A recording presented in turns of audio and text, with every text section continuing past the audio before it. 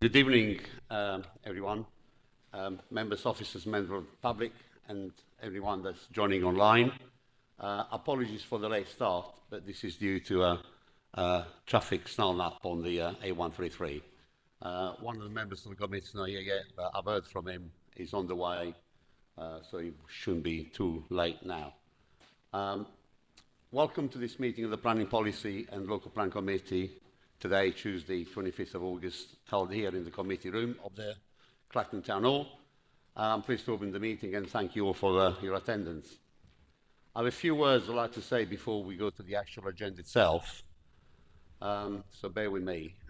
The work of this committee has been pivotal to defining how our communities will grow and change, and I would like to once again thank our officers for the sterling work undertaken in preparing the reports and the supporting papers and the excellent quality of the maps that have been produced. So well done, guys. We'd also like to thank all those who have engaged so far with the consultation and contributed those views that have helped inform the progress of our local plan. Committees this evening is asked to endorse the final draft of the local plan and recommend a 6-week consultation to Cabinet full Council. Because the introduction of mandatory and unprecedented house building target by the government in 2024 forced upon the Council and our communities, the overall scale of the additional housing growth set out in the local plan, that is 1,069 new homes per year, will no doubt attract further objections. But let me assure everyone that we all agree that those figures are unrealistic, unachievable, and incredibly difficult to plan for. Our officers are therefore worked wonders to accommodate this requirement.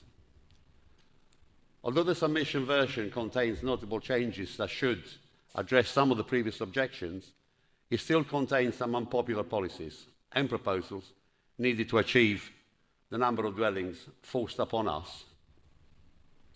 On this very topic, I feel that a word of warning is due to all of us to resist any further changes that might be suggested, simply because at this very late and crucial stage, any alteration to what we're considering this evening will create delay.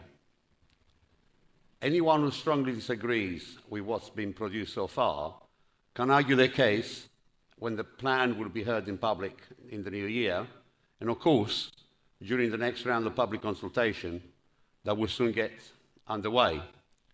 Please come in, please come in. You've been excused.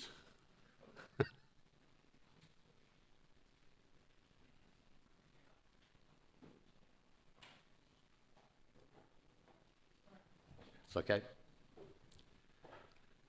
So it is absolutely crucial that we meet the end of December 2026 deadline and submit the plan to the planning inspectorate to be independently examined.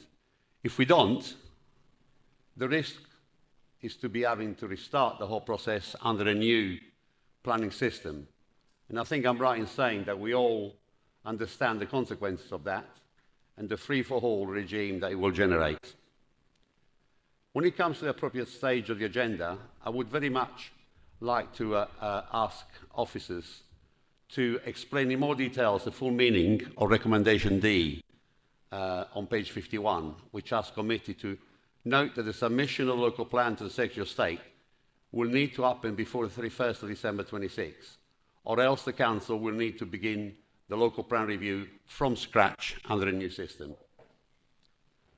On page 60 and 61, the report talks about the number of uncoordinated, unwanted, and unplanned speculative proposals, totaling 1,600 new homes that have already come forward.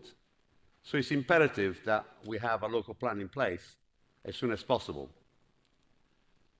Now, before I begin, I'll ask everyone present to ensure the mobile phones are switched to silent. For the benefit of the public record and those following the meeting remotely, members should please use their microphone and speak clearly. If anyone needs to leave the chamber, please do so with the least of disruption as possible. With this brief remark, I will formally open the meeting and we will now proceed to the first item of the agenda. Item 1 is apologies for absence and substitution. Mr. Ford.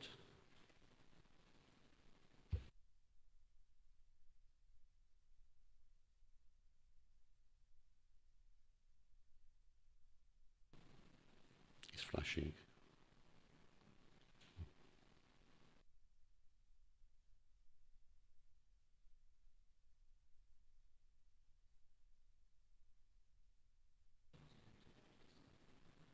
Do you want to use mine?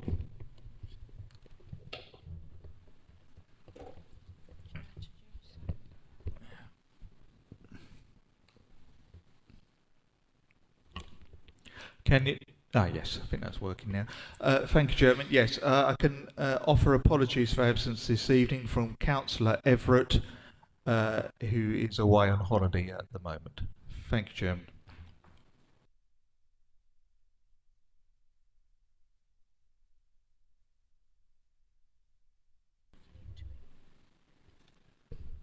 The next item is to confirm the minutes of the meeting of the last committee, which was held on 8th of June 2026, and signed as a correct record. The minutes are on page 5 to 30. Members, can I sign them as a true record? Yes, Mr. Chairman. Thank you.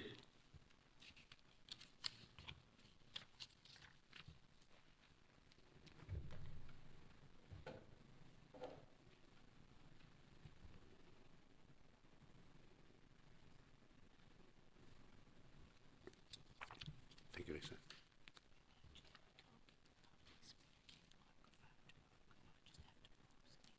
Okay. Okay. Item 3 is declaration of interest. Members of the committee are invited to declare any pecuniary, disposable interest, other registrable interest or non-registrable interest, and the nature of it in relation to any item on the agenda. Councillor Cassens? Yes.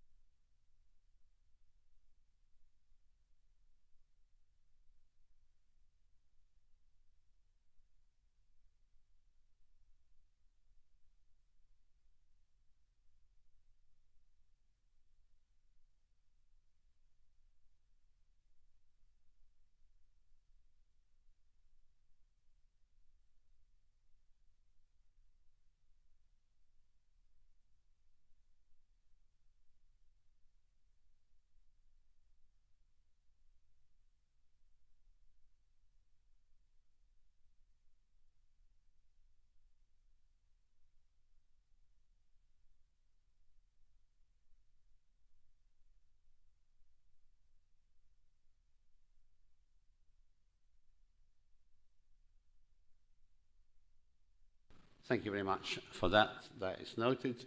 Councillor Baker.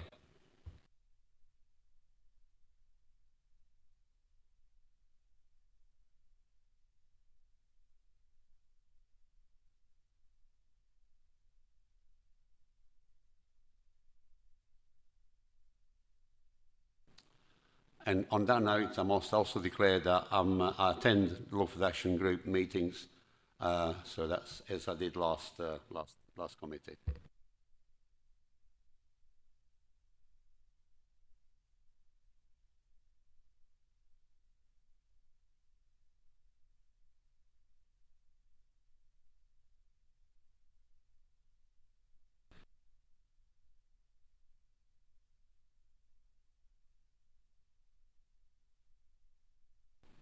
Oh, yeah, that's right. Yeah.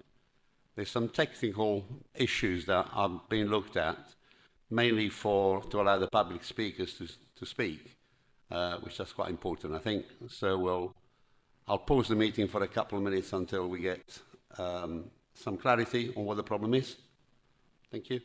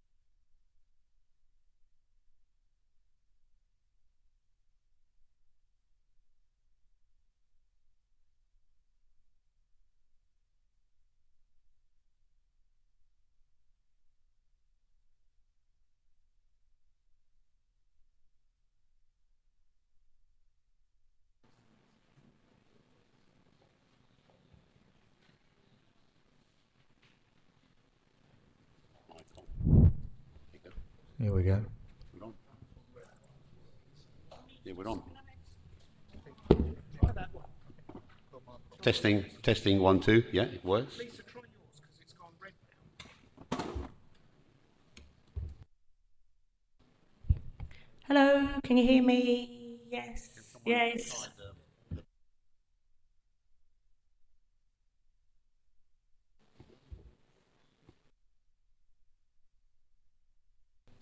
Hello, hello. Yep.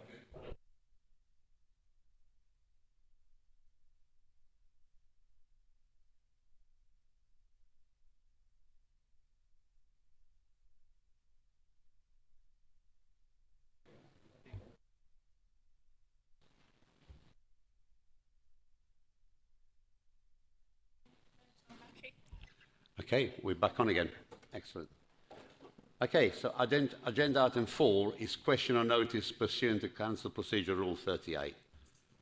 Mr. Ford, are there any questions? Sorry, Chairman. Can I just butt in? Can we do the dispensations again? Because I don't think they were recorded. Oh, So- sorry, not the dispensations, the declaration. We'll take agenda item 3 again then. Councillor Casson, I'll start with you and I'll go around the table then. Right, thank you, Mr. Chairman. I rent land for storage purposes at disclosable pecuniary interest, and the site is referenced within the sustainability report in Appendix 2 to Item 6 in Report A1. However, it is mentioned because the site was submitted for housing purposes, of which I was unaware of, and am unsure of the exact location, but in any event has been discounted and rejected for the reasons provided within the place services document as not being suitable, and is therefore an unallocated site. Having sought the monitoring officer's advice in advance of the meeting, my DPI is not a matter being directly decided upon or affected by any decision to be made this evening, and therefore I am able to participate in the meeting without any dispensations. Thank you. I'll go to Councillor Bush next. Thank you, Chairman. Yeah, I'd like to declare an interest actually relating to the strategic policy SPL1 managing growth.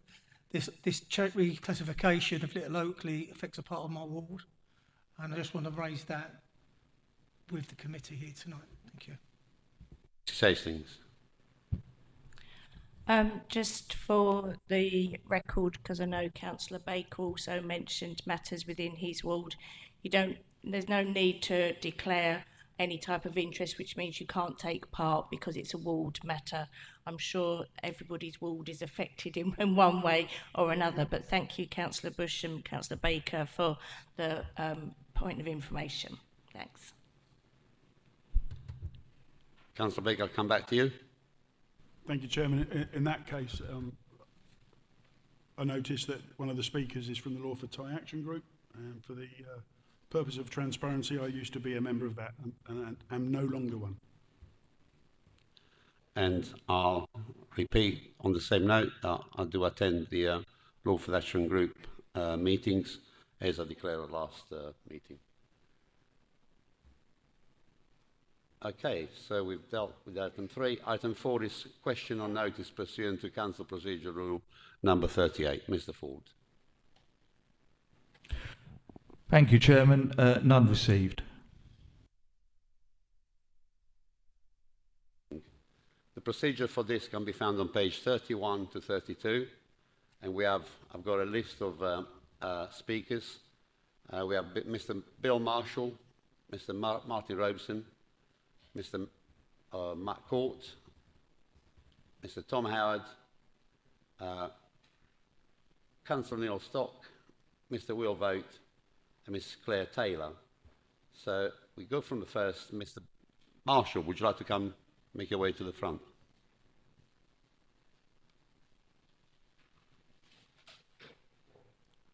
Okay. I didn't get that. Good evening, committee members and officers. Thank you for allowing me to speak. Officers and committee members have produced an excellent futuristic local plan, soon to be sent to full council for consideration, so that the Target of adoption after modification should be before spring of 2027. Officers used AI to assist with the data needed to make this local plan sound. And no doubt PINS will feed the Tendring District Council local plan through its own AI machine because of the lack of planning inspectors.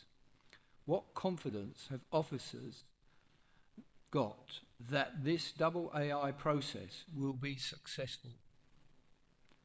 On the amendment sheet, railway stations are mentioned. Tendring District Council could promote Fox Street mainline sidings as a new transport centre and hub serving Fox Street, the Tolchester Garden community, Colchester and beyond. Well done, officers and councillors, for producing this local plan 2026 to 2043 and in trying and challenging times. Thank you very much. Thank you, Mr. Marshall. The next speaker is Mr. Marty Robeson, who I don't see. If he's stuck in traffic, we'll give him some time. I'll take him at the end. Mr. Mark Hawke, you're the next speaker. If you'd like to make your way.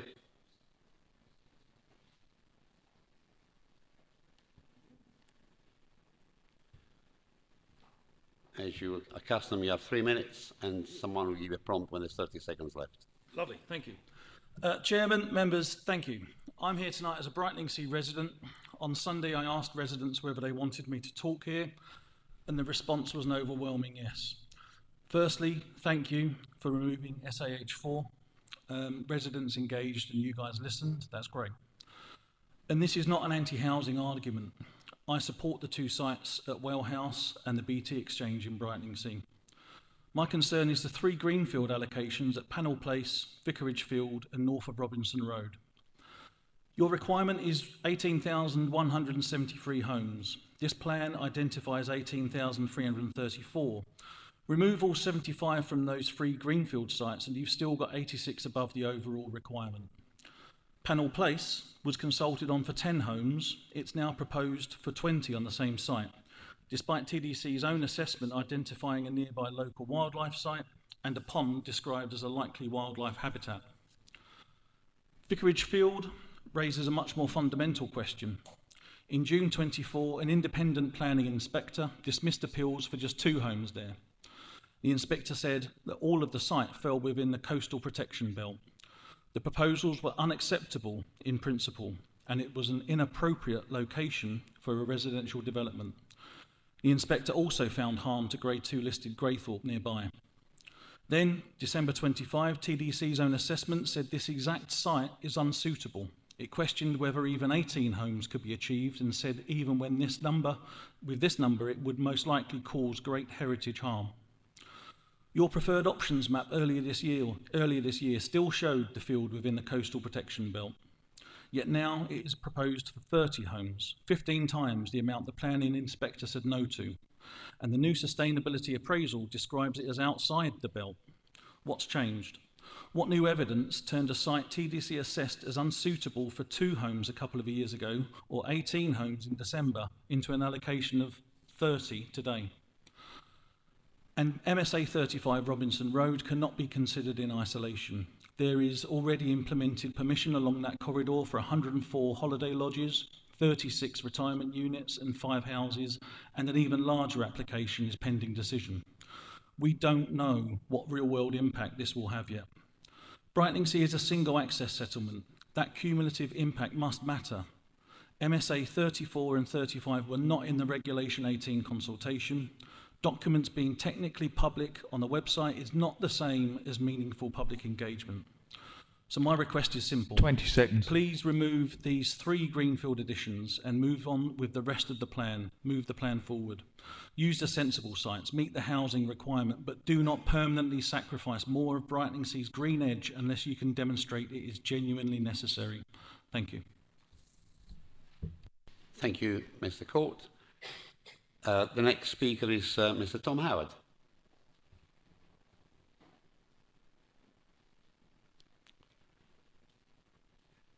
I won't repeat the procedure, someone will give a prompt when it's got 30 seconds left.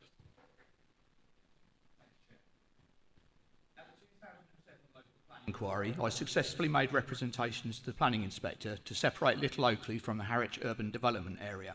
Tonight I am asking for Little Oakley to continue as a smaller rural settlement, as Little Oakley is a discrete village and should not be swept up in the enlargement of the Harwich urban area.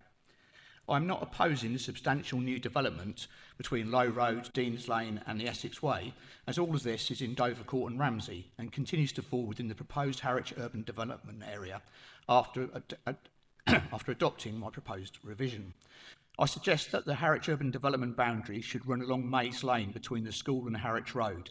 This section is both the parish and constituency boundary and makes a clear and logical boundary for the Harwich urban development area. To further separate Harwich and Little Oakley, I additionally propose that the Little Oakley smaller rural settlement stops on the Harwich Road, either at the entrance to Little Oakley Memorial Club or at Sea View, which is a strategic green gap beside and opposite it, and was accepted as a sensible boundary by both this council and the planning inspector at the planning inquiry for the 2007 local plan. Little Oakley closely aligns with the definition of a smaller rural settlement in the emerging local plan on pages 42 and 43, and in particular to section 3.6.2, as the village has very limited facilities, limited infrastructure, limited employment and limited transport, the nearest station being Rabness. It's got infrequent bus services and a strong reliance on private cars for both work and recreational use. There is a clear rural character to Little Oakley, which is surrounded by active farmland, equestrian land and many miles of idyllic country walks on footpaths including the Essex Way. Retaining Little Oakley as a smaller rural settlement has significant benefits to our community. It offers additional protection to our amenities such as Ye Old Cherry Tree, as it would then be treated as a rural village pub and not an urban pub, which can protect it against any development plans that could come forward to change its use. Note that it was previously granted Asset of Community Value status by TDC in March 2017 and extended again in February 2022. Being a rural pub can also have financial benefits to the pub depending upon prevailing business rates and reliefs available and supporting its sustainability. Being a smaller rural settlement is a significant issue to Little Oakley residents. My proposed boundary changes do not affect housing allocations in the emerging local plan, but will retain the village of Little Oakley as a smaller rural settlement. 30 seconds. And provide associated rural protection in terms of planning and other public policies. I urge councillors and officers to consider and enact my request, and thank you for taking the time to listen to my points tonight. Thank you very much, Mr. Howard. I'll call the next speaker is Councillor Neil Stock. You're speaking on behalf of the Little Bromley Parish Council. Thank you, Chairman, Vice Chairman, members, officers, for having me today. On the long and arduous drive over here this evening, I was reminded bizarrely of policy COM31A, which was a policy in the 2007 local plan, which I was responsible for, and it was for sewage provision, because we didn't have a policy for sewage provision, and it was spotted at the last minute, because I was a bit obsessed with sewage provision in rural areas. And I still am. And the reason I'm speaking today on behalf of Little Bromley Parish Council is because of a housing allocation, a very large housing allocation that's been identified for Little Bromley. When I say very large, it's way smaller than most of the ones that are troubling you tonight, I'm sure. But in terms of the parish of Little Bromley, it's enormous. Little Bromley is the smallest parish in tendering, and the original suggestion was for 17 homes. Officers then moved to delete it, or recommended deletion on the grounds of sewage provision. But I understand that those builders spoke in favour of it, and they said sewage provision wouldn't be a problem. I put it to this committee that building new homes in the late 2020s in this country that don't have access to main sewage isn't really fit for purpose. And as someone who lives with off-main sewage, I can tell you it's no fun at all. And we were discussing this at a parish council meeting last night. If you have off-main sewage, you have to have long rubber gloves that come above your elbows, because you will be knee-deep in it at some point or other. And to build new houses for residents isn't really fit for purpose. And the reason that Little Bromley, as a village, like most other villages across the district, were traditionally regarded as unsustainable locations for development was because of the lack of infrastructure. So while sewage is a major thing, in Little Bromley, where these houses have been proposed, there are no pavements or footpaths. So people have to walk in the carriageway, in the road, We had an issue a few years ago where someone living in a house dead opposite this proposed site, walking home from the school bus stop, got clipped by a car because they're walking in their carriage. And they weren't injured, seriously. The car didn't stop it, it drove on. It is a matter of time before an incident like that becomes quite tragic and serious, because there are no footpaths in the village. We don't have mains gas, we don't have mains drinking water to the whole village. In terms of amenities and facilities, it's incredibly backwards. People have lived in and around Little Bromley for thousands of years quite happily, but with the most meagre of facilities. And I put it to you that this housing allocation is too intense. It's the largest housing allocation ever in the history of Little Bromley, single allocation, even at only 10 houses. We are developing an emerging neighbourhood plan, and I would urge this committee to make any decision about Little Bromley mindful of the emerging neighbourhood plan and in consistency with it. And if you can do that, we'll all be very happy. Thank you. Thank you very much, Councillor Stott. The next speaker is Mr. Will Vogt, and he's speaking on behalf of Rose Builders. 3 minutes, if you're well accustomed, and it'll be prompt with 30 seconds left. Okay, thank you, Chairman and members, for allowing me to speak in support of allocating an additional site for housing in Wheelie. Planning officers have already advised this committee in previous times that the contingency of housing delivery has been drastically reduced from 8 to 1%. This sounds like skating on very thin ice and open to challenge. This means that the council is overly reliant on almost every allocated site being developed without delay. I think we can all see the problem on the horizon this presents to the district. Is it not better for the council to deal with this risk and control this process by allocating more sites in sustainable locations? The current approach will eventually result in uncontrolled wildcard applications. Most will be dealt with by the planning inspector and out of the council's control. Contingency is needed to protect the council and ensure homes are there for people to live in. This is the plan-led approach. This is good planning. The site at Wheelie was promoted through the call for sites process and is sited behind the village pond of Crow Lane, opposite the former council offices in Wheelie. It can deliver 100 or more homes and has significant benefits for housing delivery. The site is close to existing services in Wheelie, with access to jobs, bakery, post office and pub. A new school is earmarked behind the former council offices and is within a 5-minute walk of the site. In terms of transport, there are bus stops and a train station in Wheelie, with services from Clacton to London. Just last week in the news and the new MPPF, we saw the government reaffirm the focus on building homes near train stations. This site ticks all the boxes in terms of a sustainable, deliverable site. Our vision for the site is for high quality housing for local people, including bungalows, family housing and downsizers. This vision includes affordable homes with plenty of open space. It'd be nestled neatly near the centre of the village with access to the countryside for walks and enjoyment.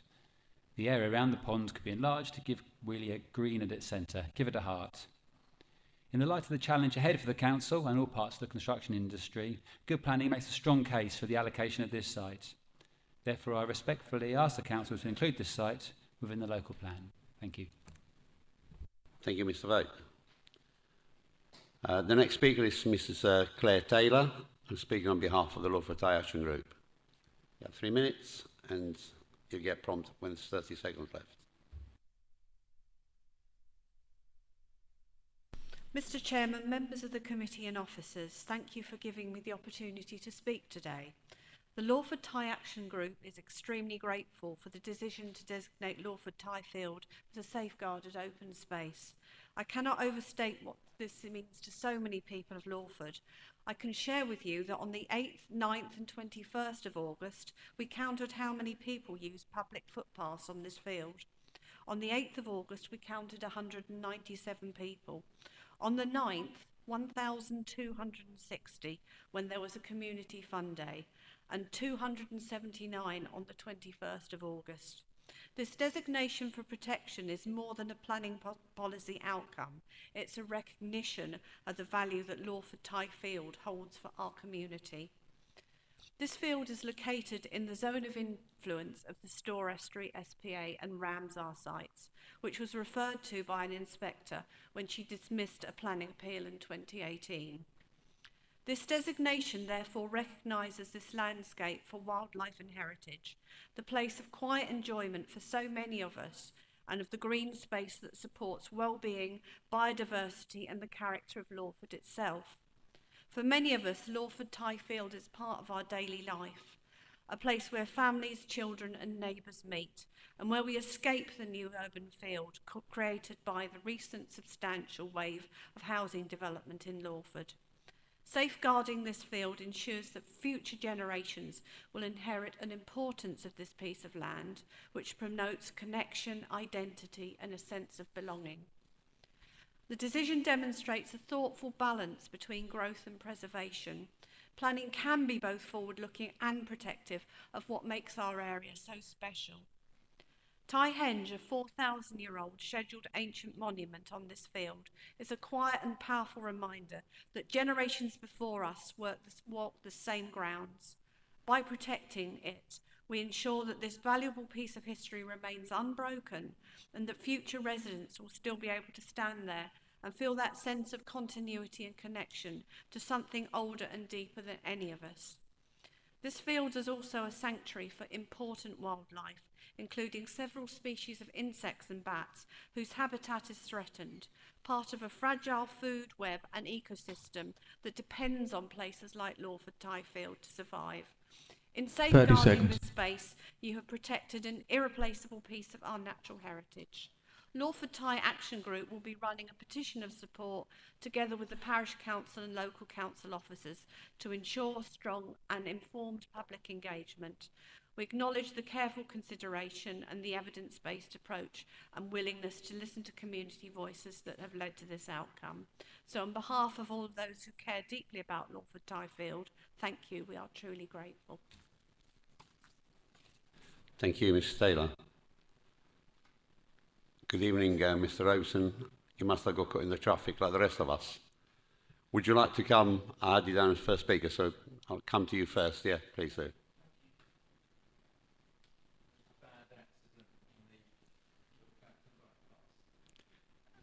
I understand the car booth sale is interfered with that as well.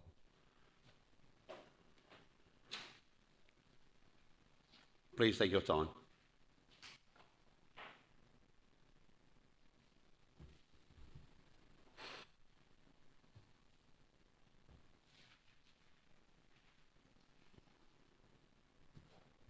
You have 3 minutes, and Mr. Falk will give a prompt when there's 30 seconds left.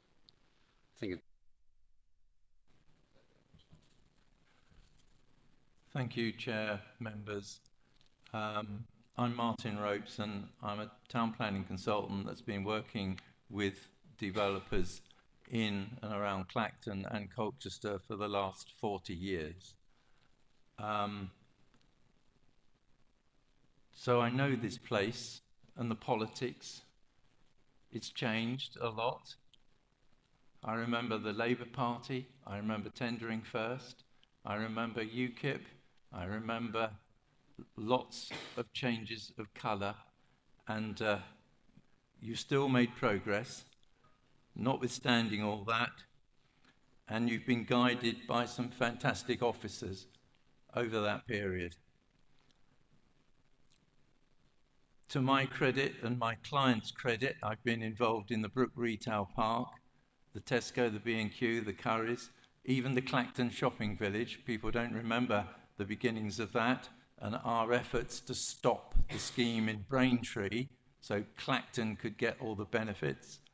Sorry, but I was involved with the Sainsbury's at Tollgate and the Stane Retail Park. Sorry about the roads there and the parking, but it's very popular. The second Lidl, Brook Park West, the nice McDonald's, the M&S that came back into Clacton, that was a hard graft. 200 Persimmon homes off Thorpe Road that opened up the allocation behind, 300 Bloor homes off Little Clacton Road, and 200 Matthew homes on Brook Park West. So we've been, with one or other client, quite active. But here we are. You've got a difficult local plan, and I feel sorry for you. You've had to put up with Angela Rayner's cheap trick. Come into office, 1.5 million homes, this is what I'm going to deliver. It doesn't cost the Labour government anything to say that. But it creates impossible problems for you and your officers. Communities don't want all those homes. developers will find a lot of the sites not viable or deliverable.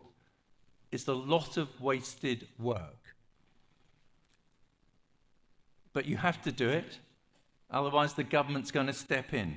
So you need to find ways of working effectively in this alien structure. And RAINA helps you.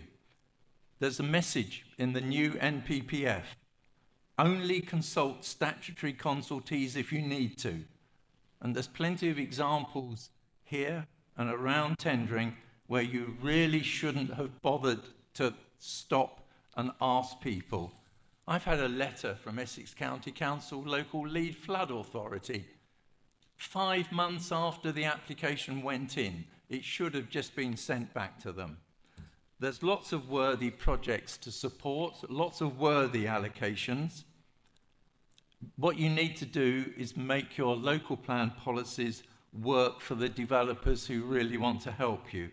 Work with them, talk to them, and trust them. Don't create last-minute barriers. There was a last-minute barrier that I read for the first time on Wednesday when I went through all your documents. Top of page 47 in the officer's report just appeared on Wednesday, a framework to manage obligations and conditions on a major business park.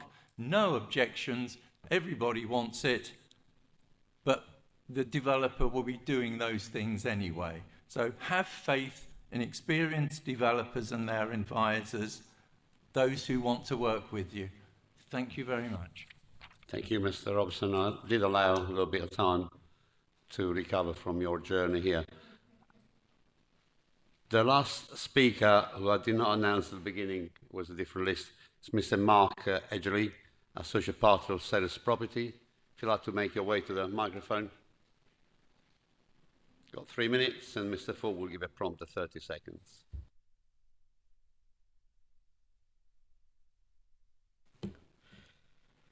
Good evening, Chair, members of the committee and officers. We thank you for the opportunity to speak tonight on behalf of our client Richborough in relation to their land south of Colchester Road, Thorpe-le-Soken. The Regulation 18 document included that site as policy SAH 10 for residential development, providing up to 150 dwellings with associated open space, landscaping and infrastructure. Richborough responded positively to the Regulation 18 document and highlighted the deliverability of the site, but also offered an alternative which included additional dwellings. In the response to the Reg 18 consultation, that Thorpe-le-Soken Parish Council expressed support for the site, noting its sustainable location. Essex County Council, in response to the Reg 18 consultation, noted that they could not support the proposed allocation of 260 dwellings in Thorpe-le-Soken across 2 sites. That level of growth, in the County Council's view, would be too much for the existing facilities and not large enough to deliver a new primary school or additional facilities. The current primary school is constrained and not able to expand, which will place a limit on future growth and development in Thorpe-le-Soken and the surrounding villages. Richborough subsequently updated their plans to accommodate the site for provision of a primary school and early years setting. Identifying land for the new school alongside residential development will ensure that the Essex education requirements in terms of design, walking and cycling routes and educational needs can be achieved on a site that is deliverable. The Regulation 19 document, however, has removed the site at Colchester Road, but it does confirm that Thorpe-le-Soken is a sustainable settlement and identifies policy SAH 11 for 70 units. That site will take up any existing capacity in the primary school, but once implemented will result in significant challenges for education in the area.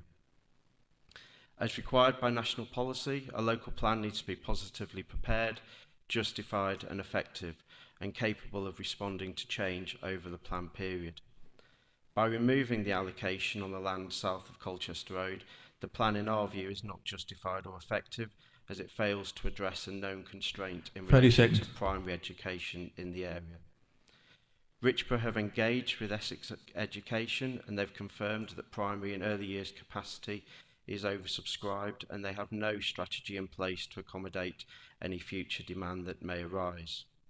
Education infrastructure is reliant on additional land being made available, and the current Regulation 19 document is silent on how this essential infrastructure will be provided.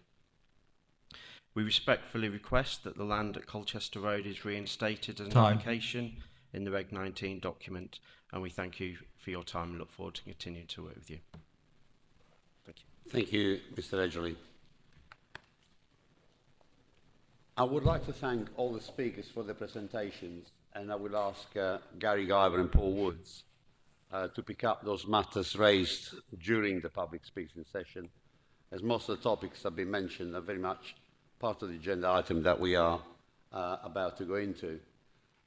So I'm sure you'll pick those comments up during your presentation. Agenda item 6 is A1, Tendering District Local Plan Review Submission version, which is on page 33 to 114. This is a substantive item for the discussion agreement this evening, and a report of the Corporate Director Planning Community. It will be presented by Gary and Paul alongside the main report. There are 3 associated large documents, which are Appendix 1, pages 114 to 365, the actual Tendering District Local Plan Review, followed by 41 sets of maps. And as I've already remarked earlier on, congratulations on the quality of those maps. They're extremely clear. Appendix 2 contains Integrated Sustainability Appraisal, known as ISA, which is an important legal requirement of the plan-making process, needed to assess the extent to which the emerging local plan will help to achieve sustainable development when considering environmental, economic and social objectives. And Appendix 3 contains the Habitat Regulation Assessment, known as HRA. Another equally important legal requirement assesses whether the local plan is likely to have a significant effect on international important wildlife sites, protecting under the Habitats Regulation, such as special area conservation, special protection areas, and Ramsar sites associated with the Southern Orwell Estuary, Hanford Water and Colne Estuary.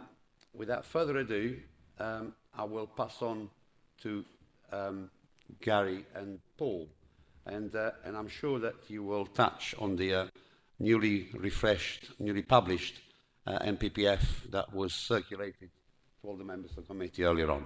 So over to you guys. Well, thank you ever so much, Chairman.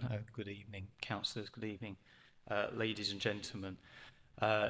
And interesting, the speakers that we've had tonight, and I will touch on the comments that have been raised as I go through the presentation, but a real cross-section of stakeholders that have engaged in the local plan process, from concerned members of the public, parish councillors, developers, planning agents, a real sort of good representation across the board of the kind of people that we've been engaging with and working with as part of the local plan process. So we've reached the next stage, and it's a critical stage of the local plan review process, because we are reaching the stage where we get to public consultation on the submission version of the local plan, and that's before members this evening. Now, this version of the local plan includes the revisions that have taken into account the comments received in response to the public consultation that took place earlier in the year, and also the latest updates to the technical evidence base which underpins the plan and has been updated in an iterative way throughout the process of the plan being developed. Now, most of the notable changes in the plan in respect of sites and locations for new development reflect broadly what was discussed and provisionally agreed at our last meeting on the 8th of June, including the deletion of 2 of the most objected to and problematic in planning terms housing sites at Brightlingsea and at Walton. Mr. Court earlier alluded to the deletion of the Brightlingsea site, which is supported. But there are also other various deletions, revisions and additions elsewhere in the district, including the deletion of the site of Thorpe, which Mr. Edgerly referred to earlier as well. But the focus for tonight's report is mainly on the revisions to the policies in the plan, which generally speaking are minor and consequential in nature, but with a handful of more notable changes that have been made, sometimes in response to comments raised by statutory consultees and technical bodies, including, for example, Essex County Council, Natural England, particularly in respect of the biodiversity ecology policies, and the NHS. But these changes, we feel, strengthen the plan and help to address some potential soundness issues. And when Paul takes over on the presentation, Paul's going to go into a little bit more detail about some of those notable changes in the policies. So this version of the local plan is called the submission version, because as far as the council is concerned, this ought to be the final version that we intend to submit to the Secretary of State as part of the process, who will then appoint a planning inspector to examine and test the legal compliance and the soundness of the plan against the requirements of national policy. But before the local plan is submitted to the Secretary of State, we need to carry out one more round of 6 weeks public consultation under Regulation 19 of the formal process. Importantly, though, and unlike the last public consultation on the preferred options draft, which resulted in the council making changes, this time round the council won't have the opportunity to make changes following the consultation and before the plan is submitted to the government. And therefore this final round of consultation is specifically designed for residents, communities and other interested parties to indicate for the planning inspector's consideration whether the submission version of the plan meets the government's tests of legal compliance and soundness, and if not, why. And from this point on, if people believe more changes to the local plan are required to make it sound, it is through the examination process, and it will be the inspector that needs to be persuaded of the need for those changes, not necessarily the council. Which takes me to what those tests of legal compliance and soundness are, because they're going to be key, because the comments that we invite through the consultation really needs to focus on whether this is a legally compliant and sound local plan. And the tests of legal compliance are basically to ensure the council has followed the correct procedures and regulatory requirements, which include, for example, carrying out public consultation at the right stages of the process and producing a sustainability appraisal and a habitat regulation assessment, which, Chairman, you've spoken about earlier, which are legal requirements of the process and for which copies have been provided as part of your substantial agenda pack. The tests of soundness are set out in the National Planning Policy Framework and are actually replicated in pages 67 and 68 of your agenda. Now, you'll note from the update sheet, and Chairman, you asked me to comment on the new National Planning Policy Framework. The government has published, on the day that these reports were published actually, a new version of the National Planning Policy Framework. But as we are preparing a local plan under transitional arrangements, it's actually the last version of the NPPF and the test of soundness within that actually apply. And the update sheet that Mr. Woods has provided provides a bit more detail around what the main changes in the new NPPF are and what their significance are in terms of both plan preparation, but more specifically making decisions on planning applications going forward. So I'm going to talk about the tests of soundness, and some of them have been touched on by the speakers already. The first test of soundness is for the plan to be positively prepared, which mainly means having a strategy for growth that meets as a minimum objectively assessed development needs, which in respect of housing means the government's extremely challenging mandatory house building targets.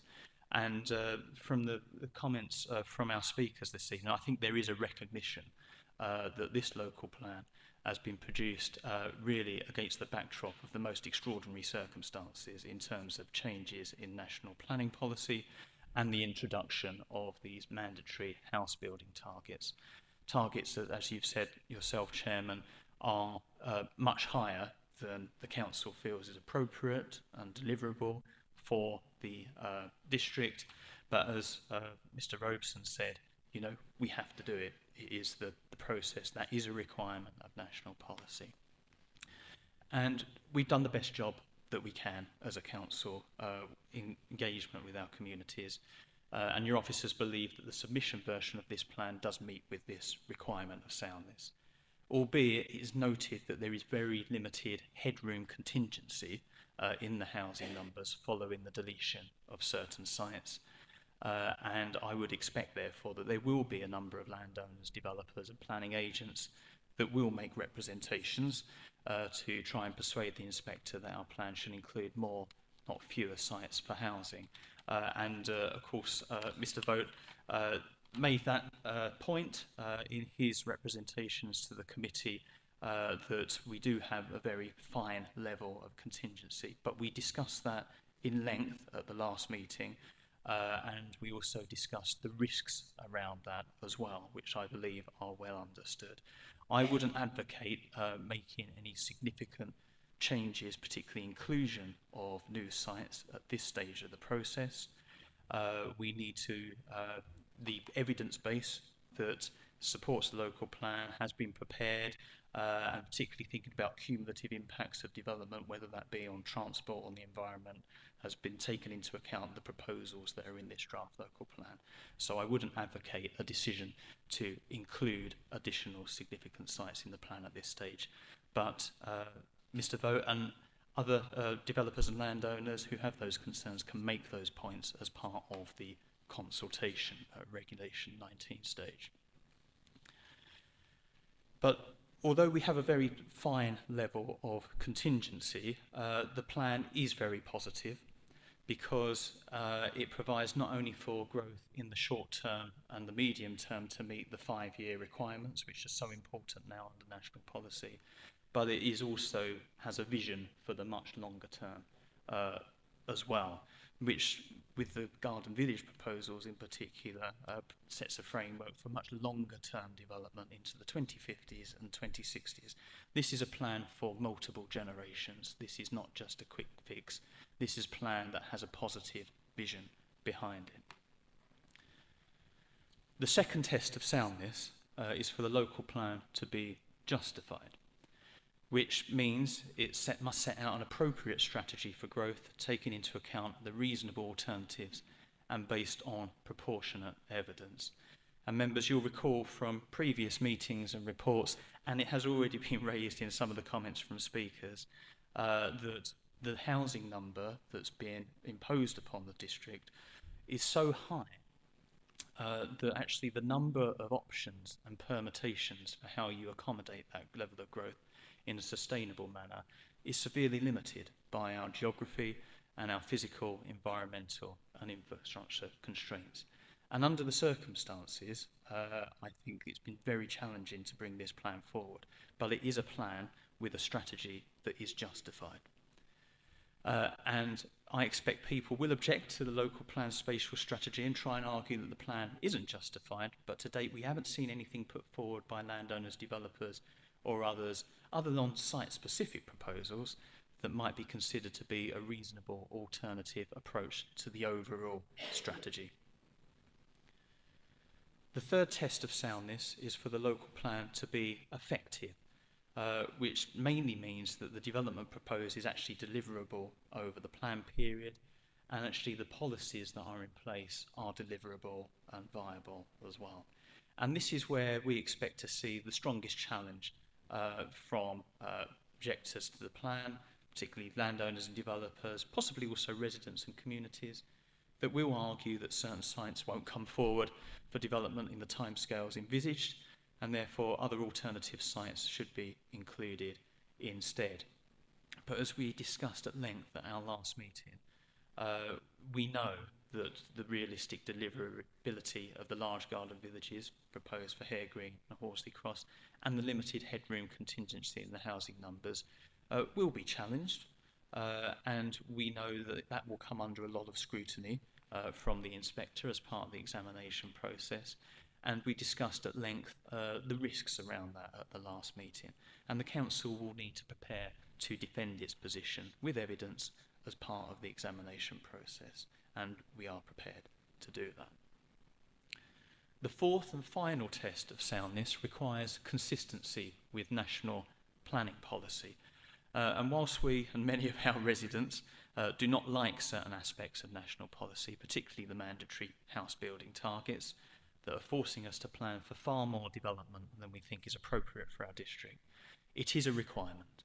And we have taken the test of soundness very seriously in producing a plan that does make provision for the 18,173 new homes up to 2046 and does comply with other aspects of government policy. Others, of course, will have the opportunity through the consultation to argue otherwise. So we bring forward this revised version of the local plan on the basis that it is legally compliant and evidence-based, it's positively prepared, justified, effective and consistent with national policy, but in the knowledge, even following the changes that we have made, that there are policies and proposals in this plan that are unpopular locally and that will continue to attract objections, and that we know that for the examination there will be challenges on the tests of soundness, which is part of the process, but we've considered those risks and set them out very clearly within the covering report that accompanies this plan. We know that the most contentious proposals in the local plan result from us having to comply with the government's house building targets, and if the figures hadn't changed in the way that they did, we wouldn't have been forced to plan for so much development. And there will be some that will question why, if the council itself disagrees so strongly with these targets, why are we putting forward this contentious and unpopular local plan when even we believe that 18,000 homes up to 2043 is too much for our district and doesn't reflect our unique geography, demographics and infrastructure constraints. And some of our residents and communities might understandably suggest we shouldn't progress with the local plan, we shouldn't be pushed around by the government, and we should fight against any new development happening in and around our towns and villages. But here's the problem. The alternative to not having an up-to-date local plan that complies with national policy is having an out-of-date local plan that doesn't comply with government policy and a deficit in our 5-year housing supply position. And it's effectively the choice between coordinated and managed long-term development, where the cumulative impact on infrastructure has been assessed and the pattern and quality of development can be controlled, and uncoordinated, unwanted and unplanned speculative development with a very real risk of local decisions about growth being taken out of the council's hands. And that's a very real risk, and I don't mean to say these things to overly state this or to scaremonger, but these are real things that have happened that we risk happening if the plan does not progress. So in Basildon, which is an authority without an up-to-date local plan, where its housing targets are not being met, the government has essentially ordered the council to submit its emerging draft local plan to the Secretary of State, even without the endorsement of its elected members, with the intention that actually the planning inspector will finish off their local plan for them. In Epping Forest, the council wasn't meeting its housing requirements, and because more than 10% of its decisions on major planning applications were being overturned by planning inspectors on appeal, they were effectively put in special measures, where developers can choose to submit their planning applications directly to the planning inspectorate to be determined by the government and not the council. Here in Tendring, we know what happens when you have an out-of-date local plan and you can't demonstrate a 5-year housing supply. You have the tilted balance to the presumption in favour of sustainable development in national policy, which basically means that the council is expected to grant planning permission for any application for housing development, irrespective of where it is, unless there are very, very good reasons not to. Or else you run the risk that that permission will be granted by the government on appeal. And about 8 to 10 years ago, this council was swamped by speculative planning applications for housing development because its local plan was out of date, housing targets weren't being met, and the tilted balance was engaged. So some major developments at Elmsted Market, Great Bentley, Missley, Kirby Cross, Little Clacton, Freighting Alresford, all granted permission on appeal against the council's wishes. But notably, when the last local plan was adopted in January 2021, the speculative development proposals literally stopped overnight because the new planning framework had been established, council had an up-to-date local plan, and those applications just stopped coming in. And we need to do that again. We need to push ahead, we need to get a new local plan in place. But since the change in government policy, we do find ourselves in the position once more of having to deal with numerous planning applications, including the speculative planning applications. And as you rightly say, Chairman, on pages 60 to 61 of our covering report, we've actually listed all of the significant planning applications that are currently in the seat of the council, which it will need to deal with going forward in light of that housing supply situation and the tilted balance. Progressing the local plan to the next stage and being able to give more weight to the new plan as it emerges through the process is the protection that the councils can have against those speculative applications going forward. But we have a plan that plans positively for future growth in line with national policy, and should be confident that we should proceed to the next stage. And that's where the local plan is so important. There will be people that are concerned about the proposals that are in the plan, will want to object to the schemes that have been left in the plan, but really the alternative of not progressing a local plan is serious. These things do happen to councils if they don't keep their plan up to date, and we're already feeling the pressure of speculative development proposals as it stands. I will speak a little bit about the deadline for submitting the local plan to the Secretary of State, which is part of the recommendations in here, to note that we have a firm deadline at the end of December 2026 by which the local plan needs to be submitted to the Secretary of State. And that's because we are preparing our local plan under what they call the legacy system, which is the system that's been in place for a long time. And of course, you'll know that we're producing our local plan in a similar format to the plan we had before under that legacy system. But there's a deadline for that. Any authority that is producing an older style local plan under the legacy system has to submit their plan to the Secretary of State by the end of December 2026, because failure to meet that deadline would mean we'd get caught by the change in the planning system and would be forced to start the process again under a new system, which would be a system which would not be as perhaps reflective of the specific policies we have in the district, because under the new system local plans won't be as detailed and won't include that level of local policy coverage. But probably more importantly than that, that delay would leave us in a state of vulnerability to speculative housing developments for a longer period of time. And of course, with local government reorganisation potentially on the horizon, and this being the last local plan that Tendring District Council produces, if we miss this deadline, potentially we've lost the opportunity to produce the last local plan as Tendring District Council before the changes take. And I have to congratulate and thank Paul Woods and his team because this stage of the process has been reached in record time in terms of moving between the different stages of the process, in order that if councillors do agree to proceed here this evening and at full council next week, we are still on schedule to submit the local plan by the end of the year. Before I hand over to Paul to perhaps touch on more of the details, I'm just going to review some of the comments that were raised by the speakers. And Mr. Marshall, and thank you for your comments and the kind comments about the work of the team on the local plan. The use of AI going forward. Now, AI, I think, we'll see increasingly use in the planning system. It's something that hasn't been used extensively in this process at this stage, but I can see a scenario where the planning inspectorate will rely on it increasingly.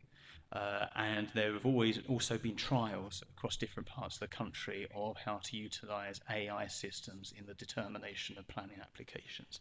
So I think it will be something that we'll see more in the planning process going forward. I can't comment on what confidence I have in AI as a tool to deliver the planning system in the future. It's not in my area of expertise, but I think I understand the reason why Mr. Marshall may have raised that as a concern.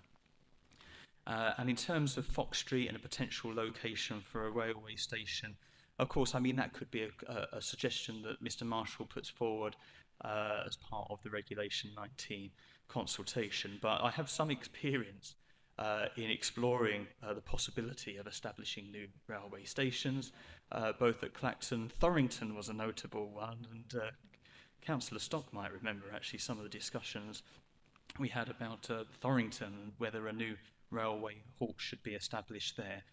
Extremely complex, extremely expensive, extremely difficult to get actually the rail companies to get on board with the concept.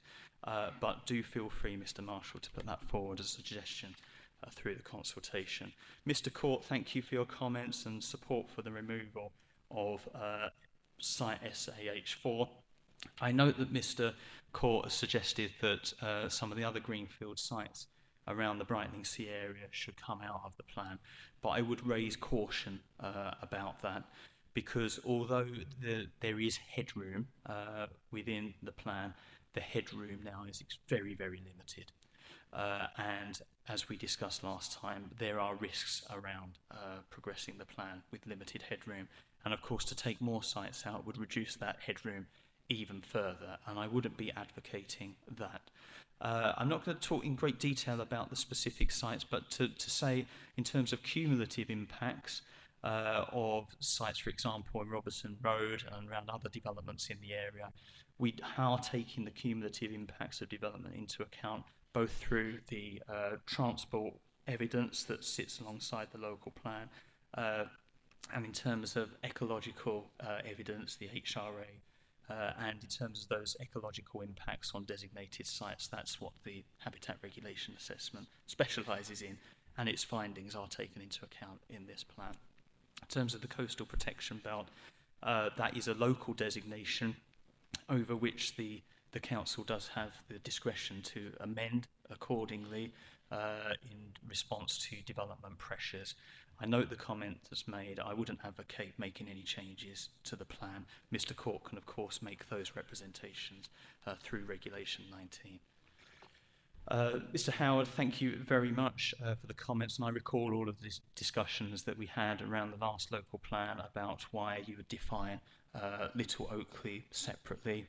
And Mr. Wood, you may have further comments on this later on, but in practical planning terms, the change that's been made shouldn't really make a difference in terms of how planning applications are dealt with.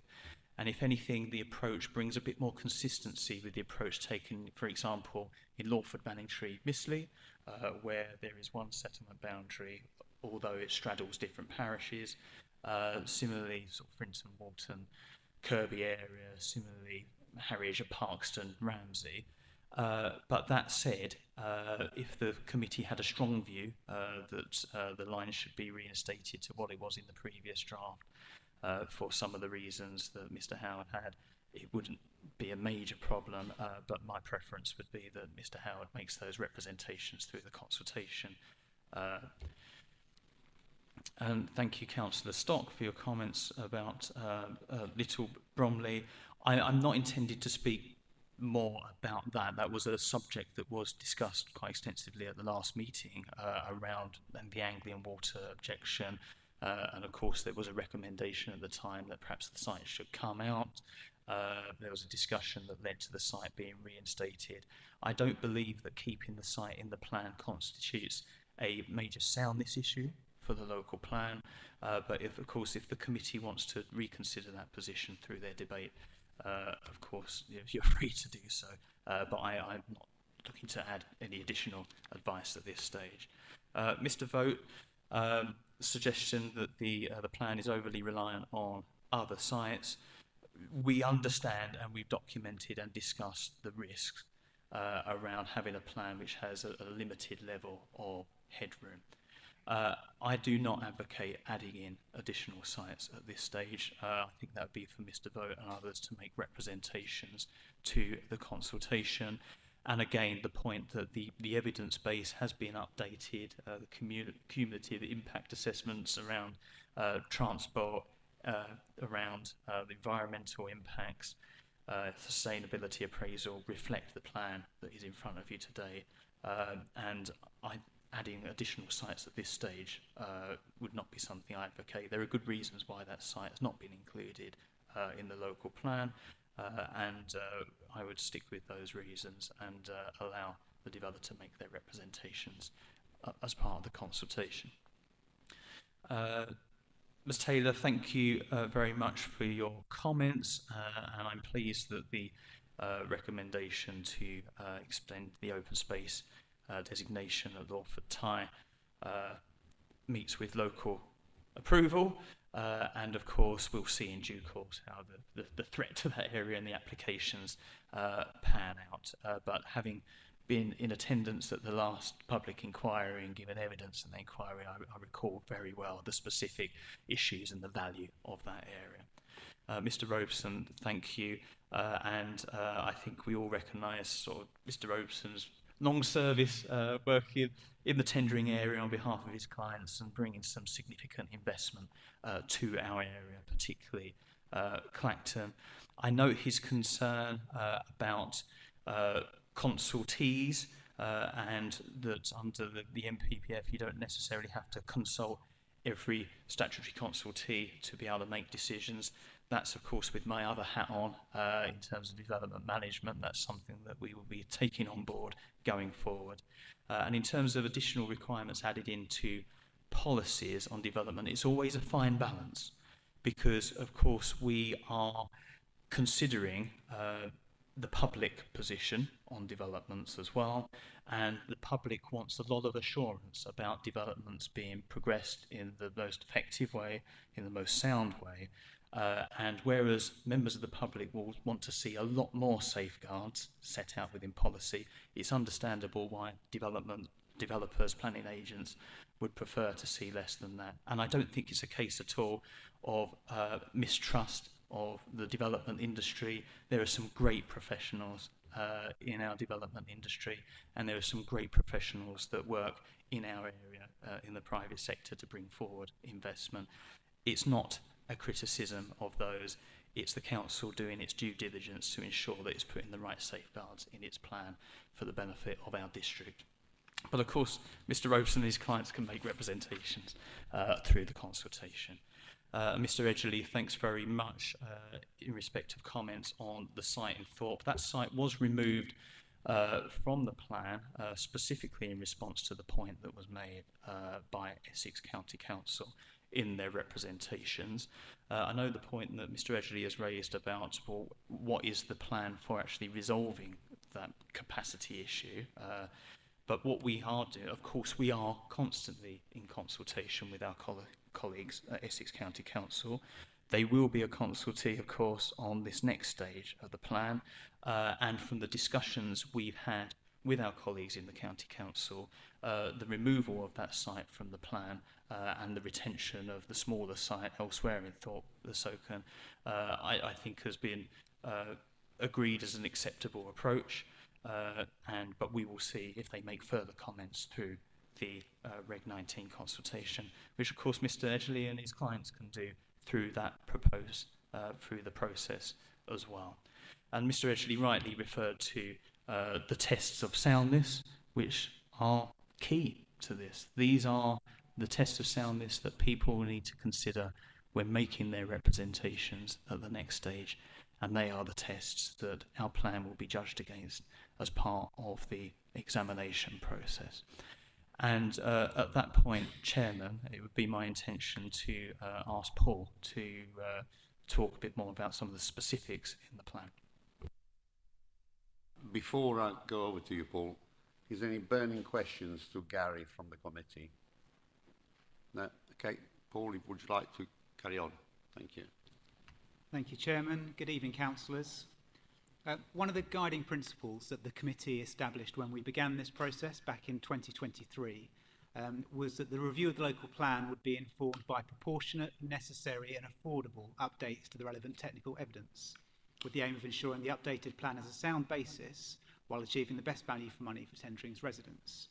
And so over the past 18 months, as we've prepared the preferred options draft and now the submission version of the local plan, we've given careful consideration to where parts of the evidence base needs updating and where the existing studies remain up to date and relevant. And what's made things particularly difficult this year are the timeframes involved with preparing the local plan. Whereas traditionally, something like transport modelling work would be undertaken and then a finished study could be passed to consultants who would be preparing the infrastructure delivery plan. And once that work's complete, they could pass their report to the viability experts. This year, due to the government's deadline for submitting the local plan by the 31st of December, we've had to condense the work programme significantly. In order to achieve this, without compromising on the robustness or the reliability of the evidence, we've asked many of our consultants to work collaboratively, passing information and early findings to each other so that different work streams can progress concurrently without having to wait for each previous document to be complete and publishable.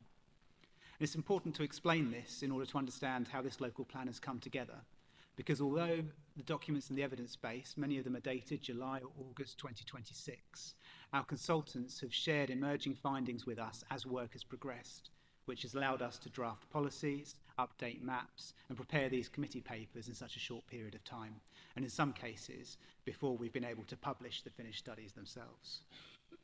And on that note, I'd like to take members on a very brief tour of some of the key documents that we've had prepared over the past year or so, and which have been completed in the recent weeks and months. So the Sustainability Appraisal, or SA, is the first of two key documents that members are required to consider as part of their decision to publish the submission version of the local plan for consultation. Along with the Habitats Regulations Assessment, the HRA, it's the reason that your agenda pack for this evening has had to be quite so large. Both of those documents are in the second of your two green folders. The SA includes a Strategic Environmental Assessment, an SEA, a Health Impact Assessment and an Equalities Impact Assessment. And so the title of that document is actually an integrated sustainability appraisal to reflect the fact that these other assessments are all combined and included within it. But at its heart, the SA assesses the extent to which the local plan will help achieve sustainable development when judged against reasonable alternatives. So it's not a quick test at the end of the process. It's been the part of preparing the local plan. And our consultants have given us advice and recommendations as we've prepared the plan, selected sites to recommend to members, and developed the planning policies. The work's incredibly detailed, and it includes an assessment of each of the sites in the local plan, along with the reasonable alternatives that were considered throughout the process. And what the sustainability appraisal is effectively asking is whether the choices the council has made in the local plan represent the most sustainable way of accommodating the growth that the government requires us to plan for. And to answer that question, the appraisal looks at the plan through a very broad lens. It considers environmental issues such as biodiversity, landscape, heritage, flood risk and climate change. It considers social issues such as housing, health, well-being and access to services. And it considers economic factors including jobs, investment and economic growth. And importantly, it doesn't just assess the final version of the local plan, it assesses the alternatives as well. And throughout the review process, we've looked at different spatial strategies, different approaches to distributing growth and different potential development sites. And the SA has helped us understand the likely advantages and disadvantages of those different options and has informed the recommendations that we've brought forward to the committee over the past year. One of the key questions throughout this review has been how we accommodate more than 18,000 additional homes in the district with very significant environmental, infrastructure and geographic constraints. And the SA has been a really important piece of evidence because it demonstrates that the council has not just chosen a favoured strategy and worked backwards to justify it.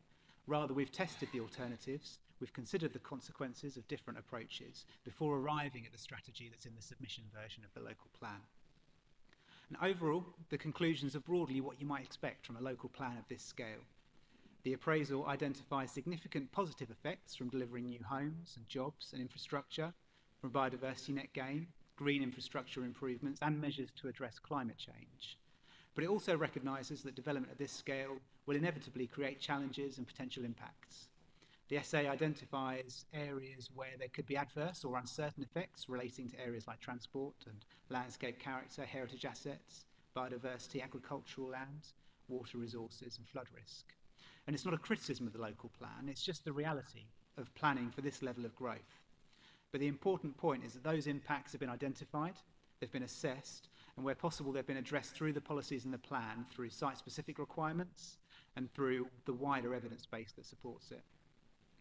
The essay is given particular consideration to the garden villages at Hare Green and at Horsley Cross because of their scale, and it acknowledges that developments of that size have the potential to affect landscape character and heritage assets if they're not planned carefully. And it recognises that these sites require further work, master planning, technical assessment and mitigation work before development can actually begin. And the point of this is to provide the opportunity to avoid and minimise and mitigate those impacts while also seeking to secure the environmental and infrastructure improvements that the policy calls for. And the overall conclusion from the essay is that the submission version of the local plan represents an appropriate and sustainable strategy for accommodating Tendring's development needs, and that when assessed against the reasonable alternatives, it performs well in achieving sustainable development. So for the committee this evening, the key point is that the essay isn't simply supporting evidence that sits in the background. It forms part of the legal basis for the plan itself, and it demonstrates that the Council has properly considered reasonable alternatives, that the likely impacts of the decisions made in the local plan have been properly assessed, and that the strategy we're proposing can be justified through a transparent and evidence-led process. The second of the two key documents that I spoke about is the Habitats Regulations Assessment, the HRA, which is in the second half of folder number 2. And while the essay looks at the local plan through a broad lens, the HRA has a much more specific purpose. It's a legal test that requires the Council to consider whether the local plan, either on its own or in combination with other plans and projects, could have a significant impact or significant effect on internationally important wildlife sites. And that's particularly important for Tendring because we're fortunate enough to have some of the country's most important coastal habitats on our doorstep. Sites such as the Stour and Orwell estuaries, Hamford Water and the Colne estuary are internationally designated because of their importance for bird populations and other wildlife. And so the HRA looks carefully at the potential impacts of the growth proposed in the local plan on those protected habitats. And it's worth emphasising that the assessment isn't simply concerned with development taking place directly within those designated areas. A lot of the potential impacts are indirect. So, for example, additional housing growth can lead to increased recreational pressure from activities such as walking and dog walking.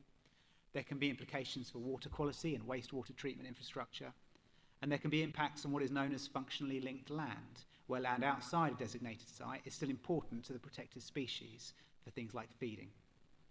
The assessment's been carried out by Place Services at Essex County Council, and it's taken account of the comments received during our consultation in February, particularly advice from Natural England and from the Essex Wildlife Trust. And as part of that process, the consultants undertook what's known as a screening exercise to identify which policies and allocations might have the potential to result in significant effects. And then the policies and sites that were screened in were then subject to a more detailed appropriate assessment, which is set out in the appendix. The detailed work considered the potential effects of the local plan on its own and in combination with existing plans and projects and developments coming forward across Essex and in neighbouring areas. And importantly for us, it also considered the mitigation measures that are built into the submission version of the local plan. There are references throughout the plan to things like the Essex Coast Rams, to suitable alternative natural green space or SANGs, protection of functionally linked land, biodiversity mitigation measures, sustainable drainage systems and requirements relating to wastewater infrastructure. These are the measures that have been assessed by the HRA and which help ensure that growth can come forward in Tendring without causing harm to the integrity of international protected habitats. And the conclusion of the HRA is a very important one because it finds that with the mitigation measures that we've identified in the local plan that will be secured through future planning applications, the submission version of the local plan will not result in an adverse effect on the integrity of any international designated habitat site, either alone or in combination with other plans and projects. And so in simple terms, the level of growth we're proposing can be accommodated without unacceptable effects on these sites, provided the safeguards and mitigation measures in the plan are delivered. As with the SA, it's not just another piece of evidence in the background, it's a fundamental legal requirement of the plan-making process, and one that will be looked at closely by Natural England, by those responding to our consultation, and ultimately by the planning inspector when the local plan's examined. For members this evening, the key point is that the HRA provides the evidence that the Council has properly considered the implications of growth for our most sensitive and important wildlife sites, and has put in place an appropriate framework of policies and mitigation measures to ensure that sites remain protected. And so the next piece of evidence that I'd like to draw your attention to is the viability assessment. So this one isn't required to be printed as part of your agenda pack, and we won't be inviting comments on it directly through the public consultation, but it's published on the Council's website, and it's been an important factor as we've considered whether the strategy and the policies in the local plan are deliverable. We talk about it in folder number 1 on page 81 of your agenda pack. And the purpose of the study is to determine whether development can realistically come forward whilst meeting the requirements of the local plan. And one of the key messages we've heard from residents through our consultations is that infrastructure, environmental protection and affordable housing are all key concerns when we talk about new housing in Tendring. And we need to be confident that these developments will be able to deliver everything that we expect developers to contribute towards. A viability assessment of the full plan was carried out at the end of last year, looking at the policies in the preferred options draft of the local plan, and the latest update reflects a number of changes. Changes to the plan itself, but also current house prices and construction costs, changes to national policy, as well as the latest information on infrastructure and mitigation costs, which we'll talk about in a moment. The key finding of the viability assessment is that market conditions in Tendring are challenging. While new build house values remain fairly stable, construction costs have continued to rise, and developers are facing a growing range of associated costs with regards to environmental standards, biodiversity net gain requirements, infrastructure delivery, as well as measures to address climate change. And the study tests the cumulative impact of all of these pressures together. And in terms of our local plan requirements, some of the big ticket items are affordable housing, they're the water efficiency standards, accessibility standards, the Essex Coast RAMs, and the Essex-wide carbon and energy policies that we're seeking to put forward. The affordable housing requirement in the preferred options draft of the local plan in January was set at 20%, except for the garden villages at Hare Green and Horsley Cross and the Tendring Colchester Borders Garden Community, which was set at 30%. 20% of the new housing target represents more new affordable homes than 30% of the old housing target. And the updated viability assessment confirms that this is still an appropriate balance for Tendring between meeting housing needs, delivering infrastructure and environmental protections, as well as maintaining development viability and deliverability. The assessment also looks at the proposed strategic sites in quite some detail, taking account of the latest information on the infrastructure they'll need to support them. This has been particularly important because the infrastructure requirements identified through the infrastructure delivery plan has evolved as this evidence has developed. Overall, the conclusion of the viability assessment is that the local plan strikes that appropriate balance. It demonstrates that the homes, infrastructure, environmental mitigations and affordable housing that we're seeking through the local plan can be delivered, whilst recognising that there will always be some sites that are more challenging than others. And it's that's really the key message. National policy requires local plans to be both ambitious but also deliverable. And the viability assessment provides the evidence that the growth strategy and the policy requirements in this local plan are not only desirable in planning terms, but they're capable of being delivered in practice. The next document is the Infrastructure Delivery Plan, the IDP, and the report talks about that on page 84. And the information in this report was a key input into the viability study I've just spoken about. And the purpose of the IDP is to set out what infrastructure is actually needed to support the growth we're planning for, who's responsible for delivering it, and how it might be funded. It's one of the most comprehensive pieces of evidence that we've commissioned as part of the local plan review, and the consultants have worked with a range of infrastructure providers and stakeholders to identify the implication of growth on schools, healthcare, transport, utilities, flood management, community facilities, open space, and many other forms of infrastructure. And alongside the IDP itself, there are a number of other specialised and specific studies and reports looking at the particular infrastructure issues in greater detail. So, for example, Essex County Council have undertaken a detailed education scenario test that the report discusses on page 85, which looks at the school places that are likely to be generated by new housing in the local plan and the education land or contributions that would be required to support it. The evidence was an important factor in the decision the committee took in June to significantly reduce the number of new homes being proposed in Thorpe, because the Rolfe Primary School doesn't have the capacity and can't be sufficiently expanded to meet that level of growth proposed in the earlier draft of the local plan. We've also commissioned updated transport evidence and strategic transport modelling, which is discussed in detail on page 86 of the report. This has tested the cumulative impacts of growth across Tendring and neighbouring areas, and identified a package of highways improvements, public transport measures and active travel investments needed to support the local plan strategy. There are various improvements and upgrades identified through the work, from large strategic routes, such as the A120 that has required ongoing engagement with national highways, to more local but really keenly felt impacts, such as the staggered junction with the B1029 and the B1027 affecting Thorrington and Brightlingsea. All of the findings and recommendations from this modelling work are reflected in the infrastructure delivery plan, and the local plan requires that all development contribute towards funding and delivering these improvements.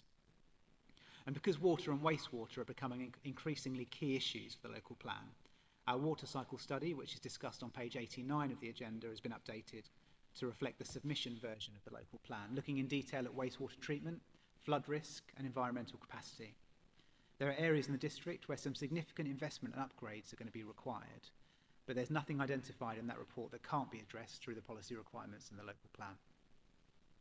And all of this gives us confidence that the infrastructure delivery plan has properly understood the implications of the growth being proposed in the local plan, and it sets out an approach that will ensure the infrastructure required alongside growth and the mechanisms that will ensure it's actually delivered are secured through our local plan policies. The Strategic Green Gaps study, which is referenced on page 92 of your report, is particularly important because it's an area that was specifically addressed by the guiding principles at the very start of the local plan review. Protecting the separate identity of our towns and villages has been an important part of planning policy and tendering for a long time, and given the scale of growth proposed through the updated local plan, it's been important that we don't simply carry forward the existing green gaps without question, but instead we commissioned a detailed study to review and to test whether the existing green gaps remain justified and whether any changes are needed. The study looks at each green gap in a systematic way, and it considers the identity of individual settlements, the degree of separation, the effect that future growth proposed through the local plan might have. It includes parcel by parcel assessments in order to demonstrate which pieces of land are genuinely important in preventing coalescence and maintaining settlement identity. And what's particularly important is the study's been undertaken in the context of the growth proposed in the submission version of the local plan. So where strategic allocations or major developments are expected to alter the settlement patterns, the study considers whether green gap boundaries should be changed in response. Overall, the evidence confirms that our existing green gap policy is justified, and the majority of these existing green gaps should be retained. There are a small number of revisions where development has either taken place or already has planning consent, and so the green gap has been reduced in size there. And the recent appeal decision at Sladbury's Lane is a good example. But in far more locations, green gaps have been extended beyond those in the adopted local plan and even those in the preferred options draft of the plan earlier this year. The green gap between Elmstead Market and the garden community is significantly larger based on this up-to-date evidence, and the gaps between Kirby Cross and Kirby Lesoken and the one between Little Clacton and Wheeley Heath have also been expanded as a result of this evidence. In general, there was strong support from our members and from residents for the green gaps that we consulted on earlier this year. And we now have the up-to-date evidence that demonstrates not only why they're important, but also why their boundaries are justified. And we can continue to give them weight in planning decisions and have a robust position when the local plan gets to examination. The next document I just want to touch on briefly is the Landscape Character Assessment, which is spoken about on page 91 of the report. And it's actually a piece of evidence that we update far less frequently than many of the others, because it looks at very large areas of landscape and countryside that tend to change gradually over long periods of time, rather than through the short-term market, policy or demographic changes that quickly affect things like housing need and viability. but the previous district-wide LCA is now around 25 years old. And while much of its analysis is still relevant and it's relied on for assessing planning applications, the local plan review provided an opportunity to refresh that evidence and take account of the changes that have occurred across the district over the last quarter of a century. The purpose of the study is to help us understand what makes different parts of tendering distinctive. It identifies the characteristics, qualities and sensitivities of different landscapes across the district, and it proposes an objective assessment. It provides an objective assessment of how those landscapes have evolved and how they may respond to future change. It's particularly important now because of the scale of growth that we're planning for. The study is not about identifying landscapes where development can never take place, but it helps us understand the characteristics that should be conserved, enhanced or responded to when development does come forward. This study is on our website now, and it can be treated as a material consideration when determining planning applications. And the final evidence-based document that I'd like to draw your attention to this evening is the Gypsy and Traveller Accommodation Assessment and the associated pitch delivery assessment. National planning policy is very clear in that it requires councils to assess the accommodation needs of gypsies and traveller communities and to make appropriate provision for any identified need through the local plan. Whereas in the adopted local plan, we weren't required to plan for any additional pitches because the predicted need could be met on existing sites with planning permission in the district. This time, the requirement is quite a bit higher. And the biggest reason for the increased need is children growing up and forming their own households. By looking at the makeup of existing households, the evidence can draw conclusions about what accommodation needs are likely to arise over the next 5, 10, 15 years and more. The assessment identifies a need for 45 additional pitches over the plan period. But identifying that need is only part of the exercise. The more important question is how that need can be met across tendering. In the preferred options draft of the local plan, we indicated that our preferred approach would be to invite submissions from landowners who wish to promote sites for gypsy and traveller use, particularly around existing sites in the district. But unfortunately, no new sites were promoted through that process. And so our expert consultants, who prepared the Gypsy and Traveller Accommodation Assessment on behalf of Essex authorities some 18 months ago, undertook a detailed pitch deliverability assessment just for tendering to understand whether existing authorised sites within the district could accommodate some of the future requirement through expansion, through intensification or through reconfiguration. This involved detailed site assessment, engagement with the site owners and residents, and consideration of planning, environmental and infrastructure constraints of each site. And importantly, it involved discussions with the families about their future accommodation needs and whether existing sites could accommodate younger generations as they grow up and form their own households. Based on this work, Policy LP9 in the submission version of the local plan, which begins on page 86 of the plan, so not of the report, but 86 of the plan, which is about a third of the way through the first folder. It lists a number of existing sites across the district and identifies the number of new pitches or pitch equivalents that could be accommodated there through reconfiguring or expanding. These recommendations are based on the evidence contained within the pitch deliverability assessment, informed by all of those considerations I've mentioned, and it will ultimately meet about 64% of the overall need that's identified. And it's worth noting that the term pitch can sometimes create a misleading impression. In many of these cases, we're not talking about entirely new families moving on to a gypsy and traveller site from elsewhere, because the need often arises because younger members of the existing families are reaching an age where they need their own accommodation or are forming their own households, while still remaining within the wider family group. And so some of the provision identified through the PDA may take the form of what the evidence refers to as pitch equivalents. So in practice, that can involve an additional caravan or additional mobile home within an existing site, sometimes through a relatively modest expansion or reconfiguration, rather than a type of wholly new pitch that comprises day rooms and lots of additional caravans. And that's also important when considering the potential impacts, because in many cases, the people generating this identified need are already living on these sites and are already part of the local community. The associated vehicle movements and day-to-day activities and impacts on neighbouring properties will often already exist to some degree, even where the accommodation arrangements on the site are no longer sufficient to meet the needs of the families there. So that doesn't mean that the impacts can just be ignored. They'll still be considered through the planning permission process and still be assessed on their own merits. Matters such as highway safety, residential amenity, landscape, flooding, etc. It will all be considered through the planning application process before development can take place or any new pitch is established. But what the pitch deliverability assessment tells us is that in principle, there's scope for a significant portion of the need to be met on existing sites. And then the remaining need will be met through allocations at the garden community and through the new garden villages, and through windfall applications that will be determined against the criteria-based policy requirements in the local plan.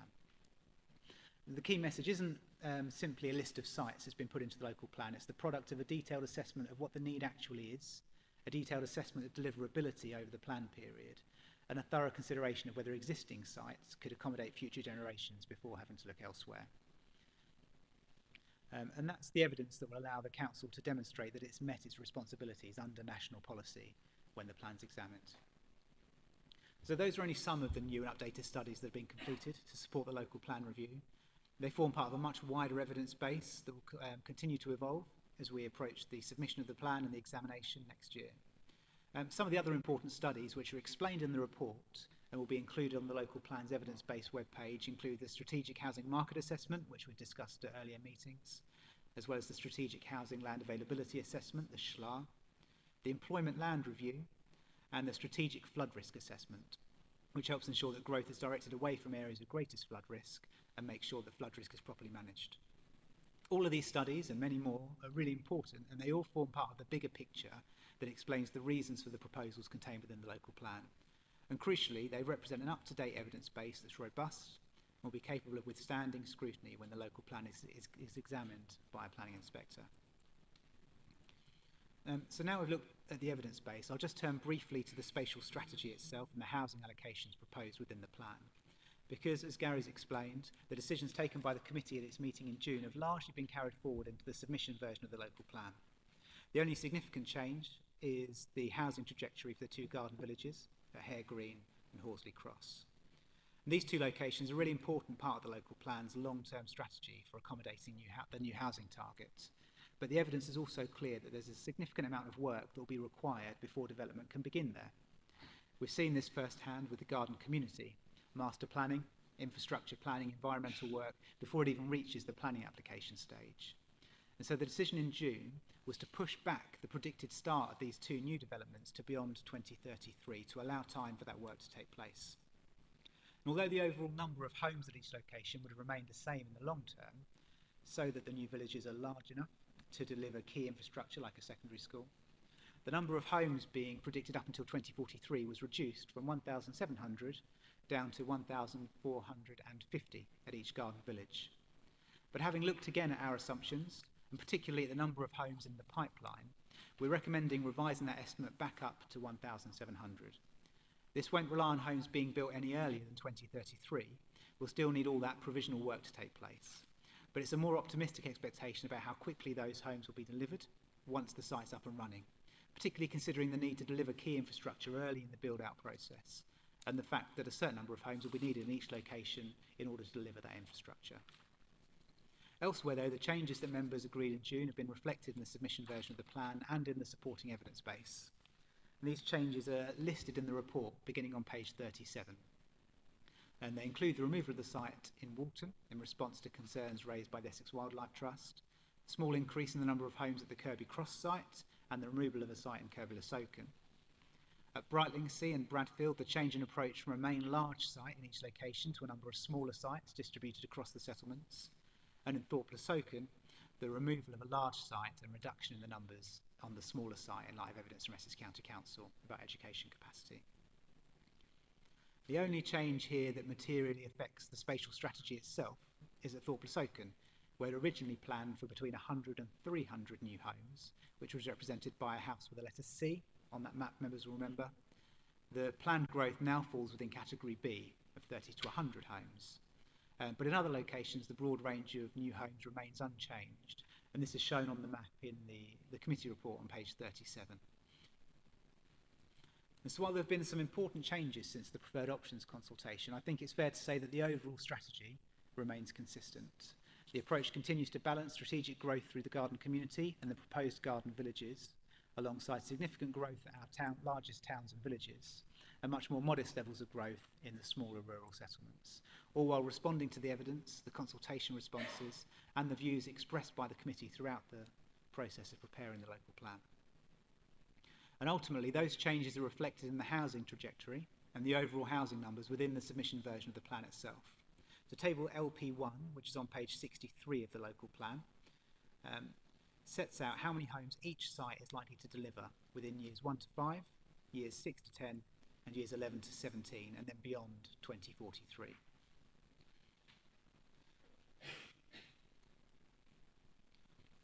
What's important is the trajectory doesn't rely on a single site or settlement, particularly in the first 5 years of the plan period, which is where we can expect a high level of scrutiny. Delivery comes from a mixture of existing commitments, strategic locations and smaller allocations distributed right across the district, which gives us confidence that the housing requirement can be met despite the lower buffer that Gary spoke about earlier on. And ultimately, it demonstrates the Council's really left no stone unturned in trying to meet an unprecedented and incredibly challenging housing target while securing the required infrastructure and seeking to protect the distinct characteristics of different parts of the district. Despite these significant constraints and obstacles, the local plan does meet its housing requirement in full. And so before I wrap up, there's just a couple of policy areas that I'd like to draw your attention to that have changed between the preferred options draft of the local plan and the submission version that you're considering this evening. Many of the policies are familiar, and in a lot of cases, changes that have been made are relatively minor. They improve the wording, they respond to consultation comments, and they reflect the latest evidence, but they don't fundamentally change the overall approach that's being taken in the local plan. But there are a couple of exceptions, and one of the most significant areas relates to the habitats regulations assessments that I spoke about earlier. Following discussions that we've had with Natural England, the submission version of the plan now contains a stronger and more detailed approach to mitigating the effects of growth on internationally important wildlife sites. Members will see reference throughout the plan to something called Suitable Alternative Natural Green Space, or SANGS. And a SANG is basically a large area of publicly accessible natural green space that's designated specifically to provide an alternative to visiting sensitive wildlife sites. The idea is that people have somewhere nearby to walk, to exercise or walk their dogs, that there is less pressure on the protected habitats along our coastline.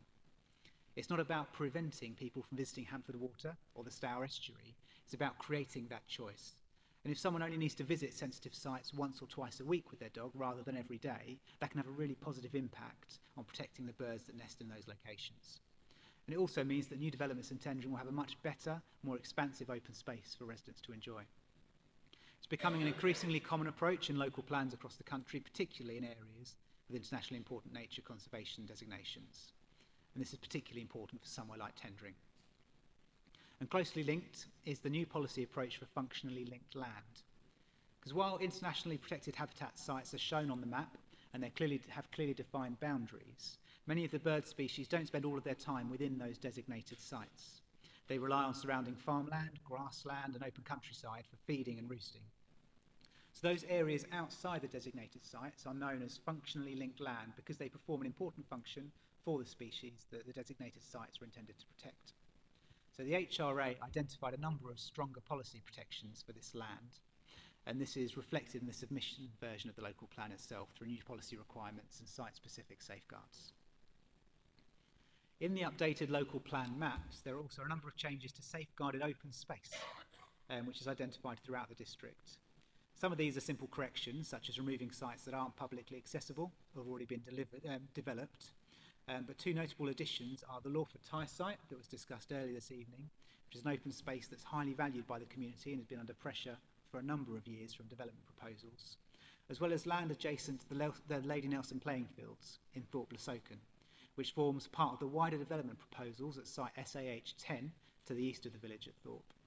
And although this land isn't within the site boundary, the landowners have indicated that an area of open space can be provided to the community here to benefit existing and future residents, and so this is shown on the emerging local plan maps.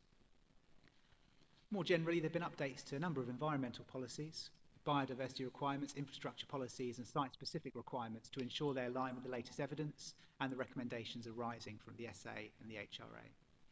But as I said, none of them change the overall strategy of the local plan. What they do is they strengthen it.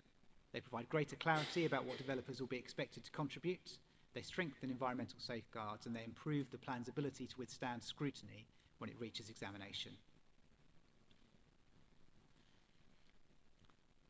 So turning to the consultation, this, as Gary has said, it's a very different stage of the local plan process compared with the preferred options consultation that took place earlier this year. In February, we're seeking views on different options, alternative approaches, and possible changes to the plan. But the purpose of this consultation is different. The submission version represents the Council's final draft and the version that we intend to submit to Government for independent examination. That doesn't mean that people can't disagree with it, but the focus of the representation at this stage really should be on whether the plan is sound and legally compliant. And we need to be very clear when we communicate with our residents about the consultation, because although earlier representations will still be available as part of the evidence base for the local plan, only the comments that are made in this consultation about this version of the local plan will be directly considered by the planning inspector. So anyone who wants to participate in the examination hearings must make sure they submit a representation to this consultation. Officers are going to hold events in similar locations as the last consultation across the district, but the purpose of those events will be very much about helping people understand the consultation and helping them to respond most effectively. And I'm sure people will still want to tell us what we should have done differently, but in order for their views to be heard by the inspector, they need to make sure that they address those key points of soundness and legal compliance that Gary explained earlier. And so it's a really important stage in the process because it's an opportunity for residents, businesses, stakeholders, and anyone else with an interest in the tendering's future to put their views directly before the local plan inspector, who will ultimately decide whether this local plan should proceed to adoption. So the recommendation this evening can be found on page 50 of your report. And if you're happy, Chairman, I'll read the recommendation before handing back.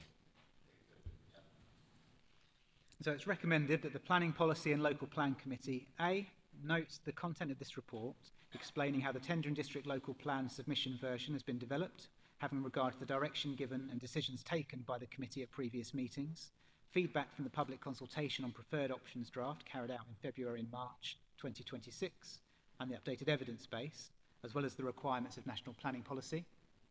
B, subject to the agreement of the leader of the council and the portfolio holder responsible for planning, agrees to recommend to full council 1, that the Tendring District Local Plan submission version of Appendix 1 be approved for 6 weeks formal public consultation alongside the related sustainability appraisal at Appendix 2, Habitats Regulation Assessment at Appendix 3, and other updated supporting evidence, including those listed as background documents, in accordance with Regulation 19 of the Town and Country Planning Local Planning England Regulations 2012 as amended, and Regulation 13 of the Environmental Assessment of Plans and Programmes Regulations 2004 as amended. And 2, that delegated authority be given to the Corporate Director for Planning and Community in consultation with the Chairman of the Planning Policy and Local Plan Committee to make corrections, if necessary, to address minor formatting, mapping, typographical, grammatical or factual errors within the aforementioned draft plan in Appendix 1, in the event that any are discovered before the consultation commences. C, notes that a final decision to confirm the Council's wish to submit the local plan and associated documents to the Secretary of State would need to be taken by full Council on the recommendation of the Planning Policy and Local Plan Committee following the close of public consultation. And D, notes that the submission version of the local plan, notes that the submission of the local plan to the Secretary of State will need to happen before the 31st of December 2026, or else the Council will need to begin the local plan review from scratch under a new system. Thank you, Chairman. Paul and Gary, thank you very much for the marathon presentation. I don't think you left anything out at all, so well done, thank you. Before I go to members, Mrs Hastings would like to speak on an additional paragraph in the recommendation. So first of all, I would like to congratulate Mr Woods on his presentation. It was lengthy, but very, very detailed. And actually, I would like to add as well that for as long as I've been sitting on this committee supporting officers and members, I think you've probably had the best description ever of especially the sustainability appraisal and the habitats regulations assessment, not just because it's something we have to do, but why we have to do it and what that document tells you. And I think the description of both of those was exceptional, Paul. And so on that basis as well, having, listened to Mr. Woods, I do feel that recommendation A would benefit from having some additional wording inserted, just so that we, as a committee, are actually endorsing and that you have taken account of the content of the sustainability appraisal and the habitats regulations assessment, because as Paul has indicated this evening, they are legal documents and they are legal requirements on plan making, and actually decisions can be challenged if there is no endorsement of those documents in the plan making process. So before members go to any debate, what I would like to suggest is that after update, I've got to put my glasses on now, hold on. So after the wording updated evidence, include the following: especially together with the sustainability appraisal and habitats regulations assessment, which have been an integral part of the local plan preparation and informed the local plan for submission. For those words to be inserted. But as ever, up to members to amend the printed recommendation as they wish as well. But I just thought that in your deliberations it'd be worth including consideration of that. Thank you very much indeed. Thank you, Mr. Esting. My first speaker is Councillor Stevenson. I'll come to you first. Thank you, Chairman, and Ms Hastings. I'm quite happy for that amendment, and I'm sure you're going to get that as it goes down. So my view, as the Chairman said, government forces on this upon us, and if we don't do it, government will take it from us, and they will do exactly what they did in Basildon and Epping, and it's a real concern. So I was elected in 2015. I'm not going to do a whole history of my council work, but 11 years ago, and it does feel a long time ago. And at that time, we had no local plan, and hadn't been for a while. Speculative development was rife, and inappropriate developments were allowed by the inspector at appeal, despite tendering refusals. A local plan was adopted in 2021, and then the second part in 2022, and a 5-year housing supply was achieved. And for 5 years, house building was delivered, and tendering has achieved stability due to the local plan adoption, and that was great. And then, like a bad dream, we are back here again. The truth is, an adopted local plan is the only defence we have to speculative development. Many here tonight and at other meetings of this committee and 2 consultations have objected to proposals. Members have listened and with officers have mitigated where possible. It's a fact, no matter what we do, we can't please everyone. And now is the time to not hesitate, but to move on before the December deadline passes and we find ourselves back at the beginning. Now, some may say this is acceptable, and we should start again. That way, more objections can be submitted. Having seen TDC struggle through the speculative development for years when first elected, I can say firsthand that this is dangerous, reckless in my opinion, and no area of TDC was immune, nor will it be if it happens again. It is best we move on, and I would ask the speakers tonight to ensure that they engage with the coming consultation, should it be approved tonight, and let the planning inspector decide on what they think is right. There is so much more I can say, but I think that's where I'm going to leave it, Chairman. Thank you very much. Thank you. Mr. Stevenson, I don't think there was any question there for you to pick up, both of you. I'll go to Councillor Chapman next. Thank you, Chairman. First, thank you to the officers and staff who have spent many, many hours preparing this local plan. Also, thank you to Gary and Paul for meeting with Councillor Steady and myself and allowing us to go through sites that have come forward from the call for sites. I've walked fields that I've forgotten even existed, and to Gary, who went beyond the call of duty, even on a day off with his family, did a site visit. so you can't ask for any more. With one of my colleagues from Brightlingsea, yes, he has got the facts and you know, some of the comments, and I agree with them. But this increase is not something any of us agreed to or wanted. And Tendring strongly objected to this proposal, but we are now in this situation. The government has dictated the amount of houses to be built needs to be increased.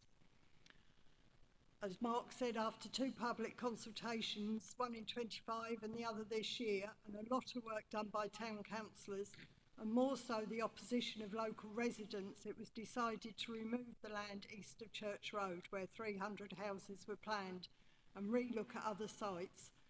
This has resulted in a total of 90 homes being proposed for Brightlingsea and up to 60 assisted living or warden-controlled units on the Well House site. I've got to say thank you to past Essex County Councillor Alan Goggin for his support and help on the Well House site. The new sites have been well publicised, even with lots of comments from our local residents. They've displayed both on the websites and in the council office window, in the front window of my shop for over 6 weeks. So to receive so many negative comments on social media was a bit disappointing, really. We need to stress these are proposals. It's better to put proposed sites forward than allow the government to step in and dictate where the sites will be, which could so easily happen. I will support the local plan, particularly to go forward to full council, where all councillors can have a say. And if you listen today, a new mayor can override a planning application, which is probably a bit worrying, and the new social housing figures that they want to build.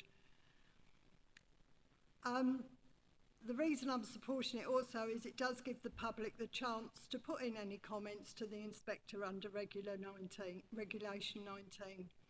I have got a question. One, why is Brightlingsea not listed with the seaside towns? And the second one is under employment sites, the industrial units at All Saints Church, the church work sites, we feel should be a protected area along with Morses Lane and the rest of the sites. Thank you. Thank you, Councillor Chapman, for your statement and the 2 questions. Who would like to answer the 2 questions put forward by Councillor Chapman?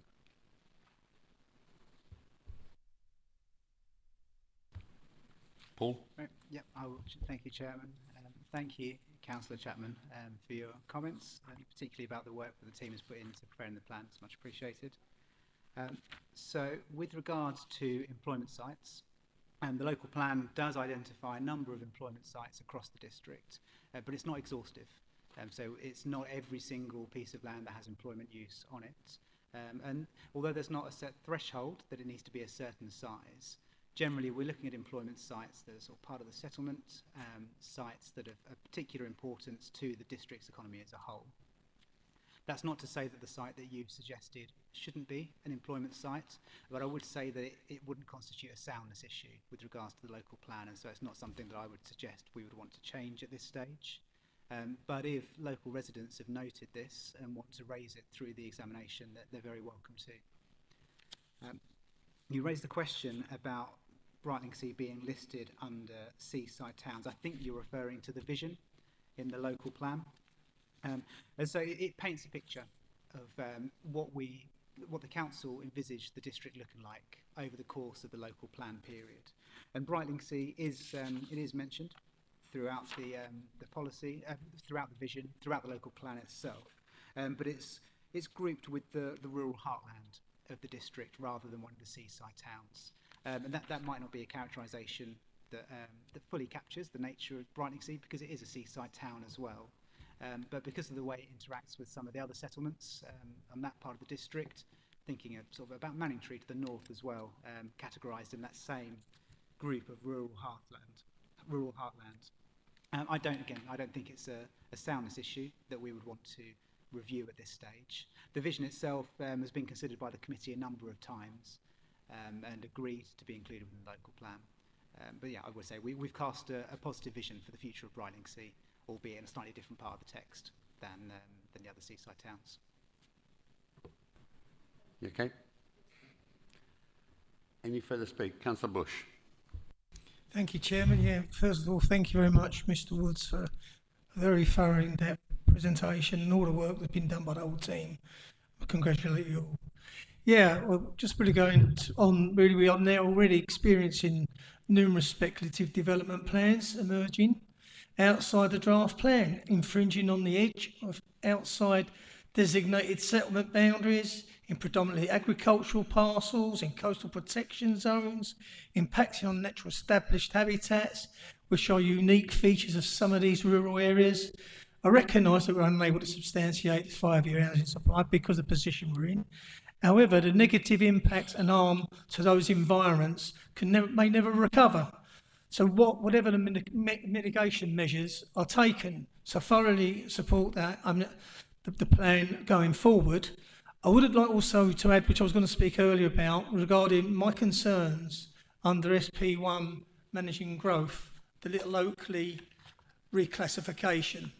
Being the ward councillor for Great Oakley, Little Oakley and Wicks, it is a rural settlement, small villages, and are all connected. Some parts of Little Oakley are so rural, it can take you sort of 15 minutes to drive out to these places. So to actually embrace it into sort of like a urban settlement development with Harwich, Dovercourt and Parkston, I think is very unjustified. People who live there respect it as a village. It has the one pub that the speaker said earlier. It has so many features that people feel it's village life. And whatever the perception is, if it gets engulfed into or consumed by this bigger piece, I mean, I just feel that the residents are not fairly unjustified. So it's something I'd like you to consider tweaking it around. There were some comments made by the speaker earlier that may be something you could take on board to reconsider some reconfiguration. The majority of the west of Little Oakley is so rural, it'd be very unfair, in my opinion, to actually bring it into almost like a town. Thank you. Thank you, Councillor Bush. Would you like to respond to that, Paul or Gary? Paul, Gary? Yeah, thank you, Councillor Bush. So Gary spoke in his presentation around some of the reasons that Little Oakley is being grouped with Harwich and Dovercourt as part of the settlement hierarchy. What I would say, and I'd echo Gary's point, that in planning terms, it doesn't have a significant impact on how we would consider planning applications for new growth. And looking at the spatial strategy for that part of the district, we have already increased the strategic green gap between the proposed new development just south of Oakley Road and Dean's Lane and Little Oakley, the village. And so we're recognising the importance of maintaining as much separation as we can in that location.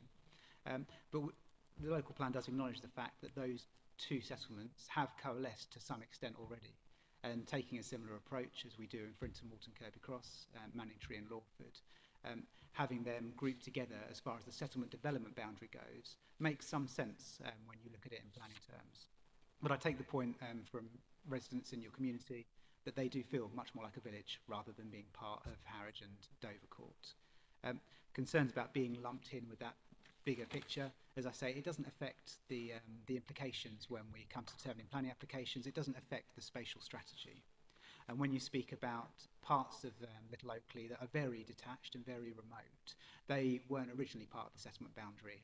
So those are much more rural areas that you would take some time to drive to outside of the village were already separate to the settlement development boundary. And we're not proposing that they are treated as part of Harwich and Dovercourt. Those rural areas outside the red line remain outside the red line.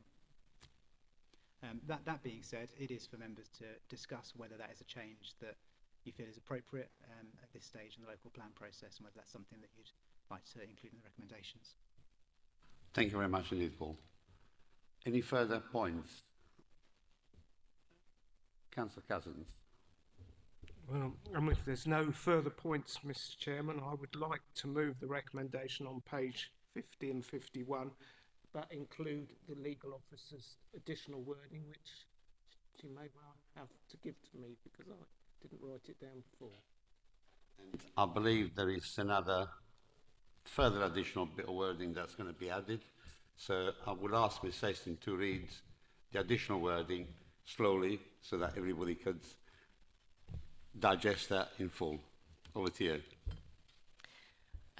Thank you, Chairman. And the additional wording that I think we should as a committee consider, and the reason I'm going to suggest this is based on the feeling of the room through the debate, and also I think through the comments that have been made from the floor.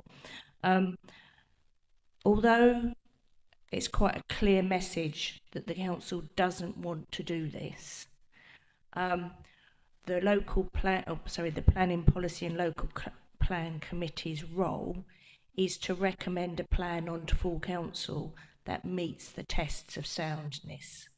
So I think that you've got to include that in your recommendation B little I, after the words at Appendix 1, I would suggest that you insert being considered to meet the tests of soundness, because you are recommending that plan onto full council. If you don't think it meets the tests of soundness, we shouldn't be recommending it onto full council. So having said that, I will, if you wish, I will read out the proposed amended A and B. I don't think you want me to read it, all the rest of it out. Just the additional wording that you proposed. Okay, so in relation to little a, I will read that from the beginning, so that it's recommended that Planning Policy and Local Plan Committee notes the content of this report, explaining how the tendering district council local plan submission version has been developed, having regard to the direction given at decisions taken by the committee at previous meetings, feedback from the public consultation on the preferred options draft carried out in February and March 2026, and the updated evidence base. And then my additional words in which I've put somewhere, now I can't find them.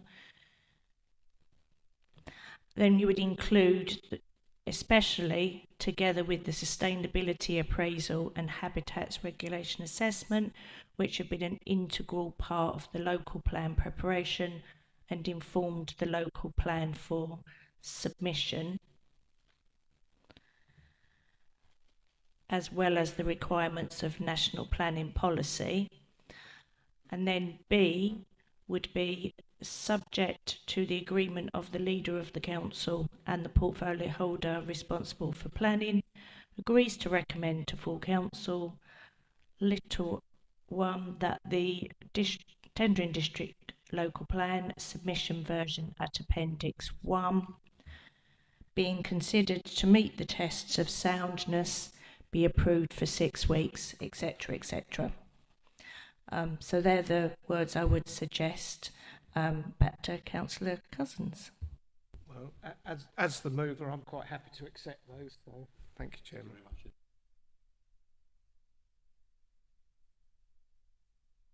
Who's the Cabinet Member for Planning, for his comments. Thank you, Chairman. Well, yet again, a presentation that was lengthy but detailed and needed to be said.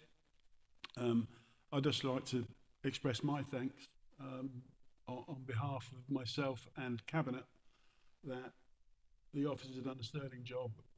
They started to do the local plan and then everything changed, but they've taken that on.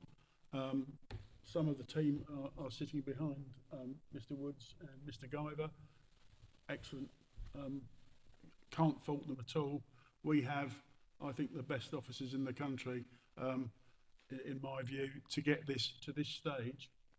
And just to reiterate about the time, Councillor Stevenson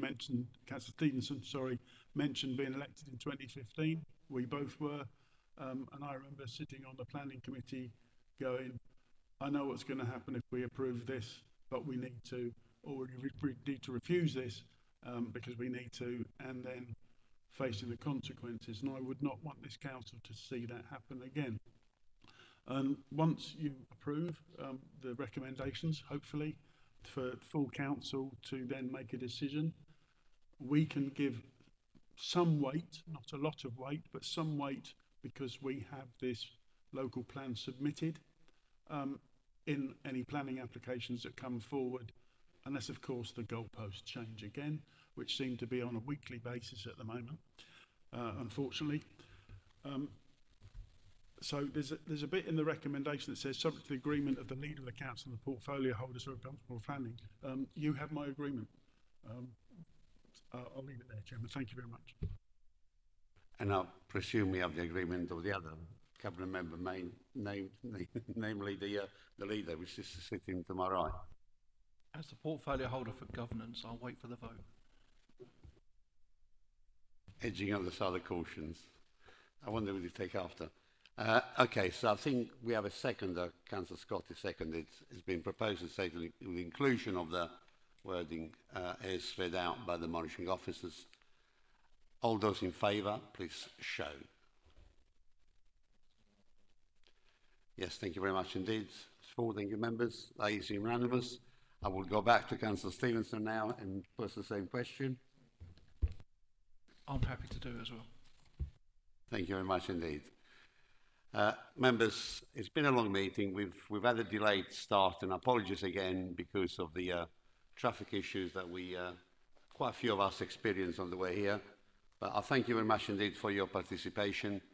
I look forward to progressing to the final stage of this local plan. I would like to give a shout to the other authors of the report who contributed. This is Anthony Brindley, William Fuller, Jacob Jasma, Kate Patterson, Haley Sargent, Carlos Valenzuela, and of course Paul Wood and Gary Garber. So well done to the team. Excellent sterling job. And I don't know if you warned them that Christmas might be delayed until the 31st of December, but to be prepared for that. And on that note, I wish everyone a good night and a safe journey back. Less eventful than it was coming in. Thank you very much indeed.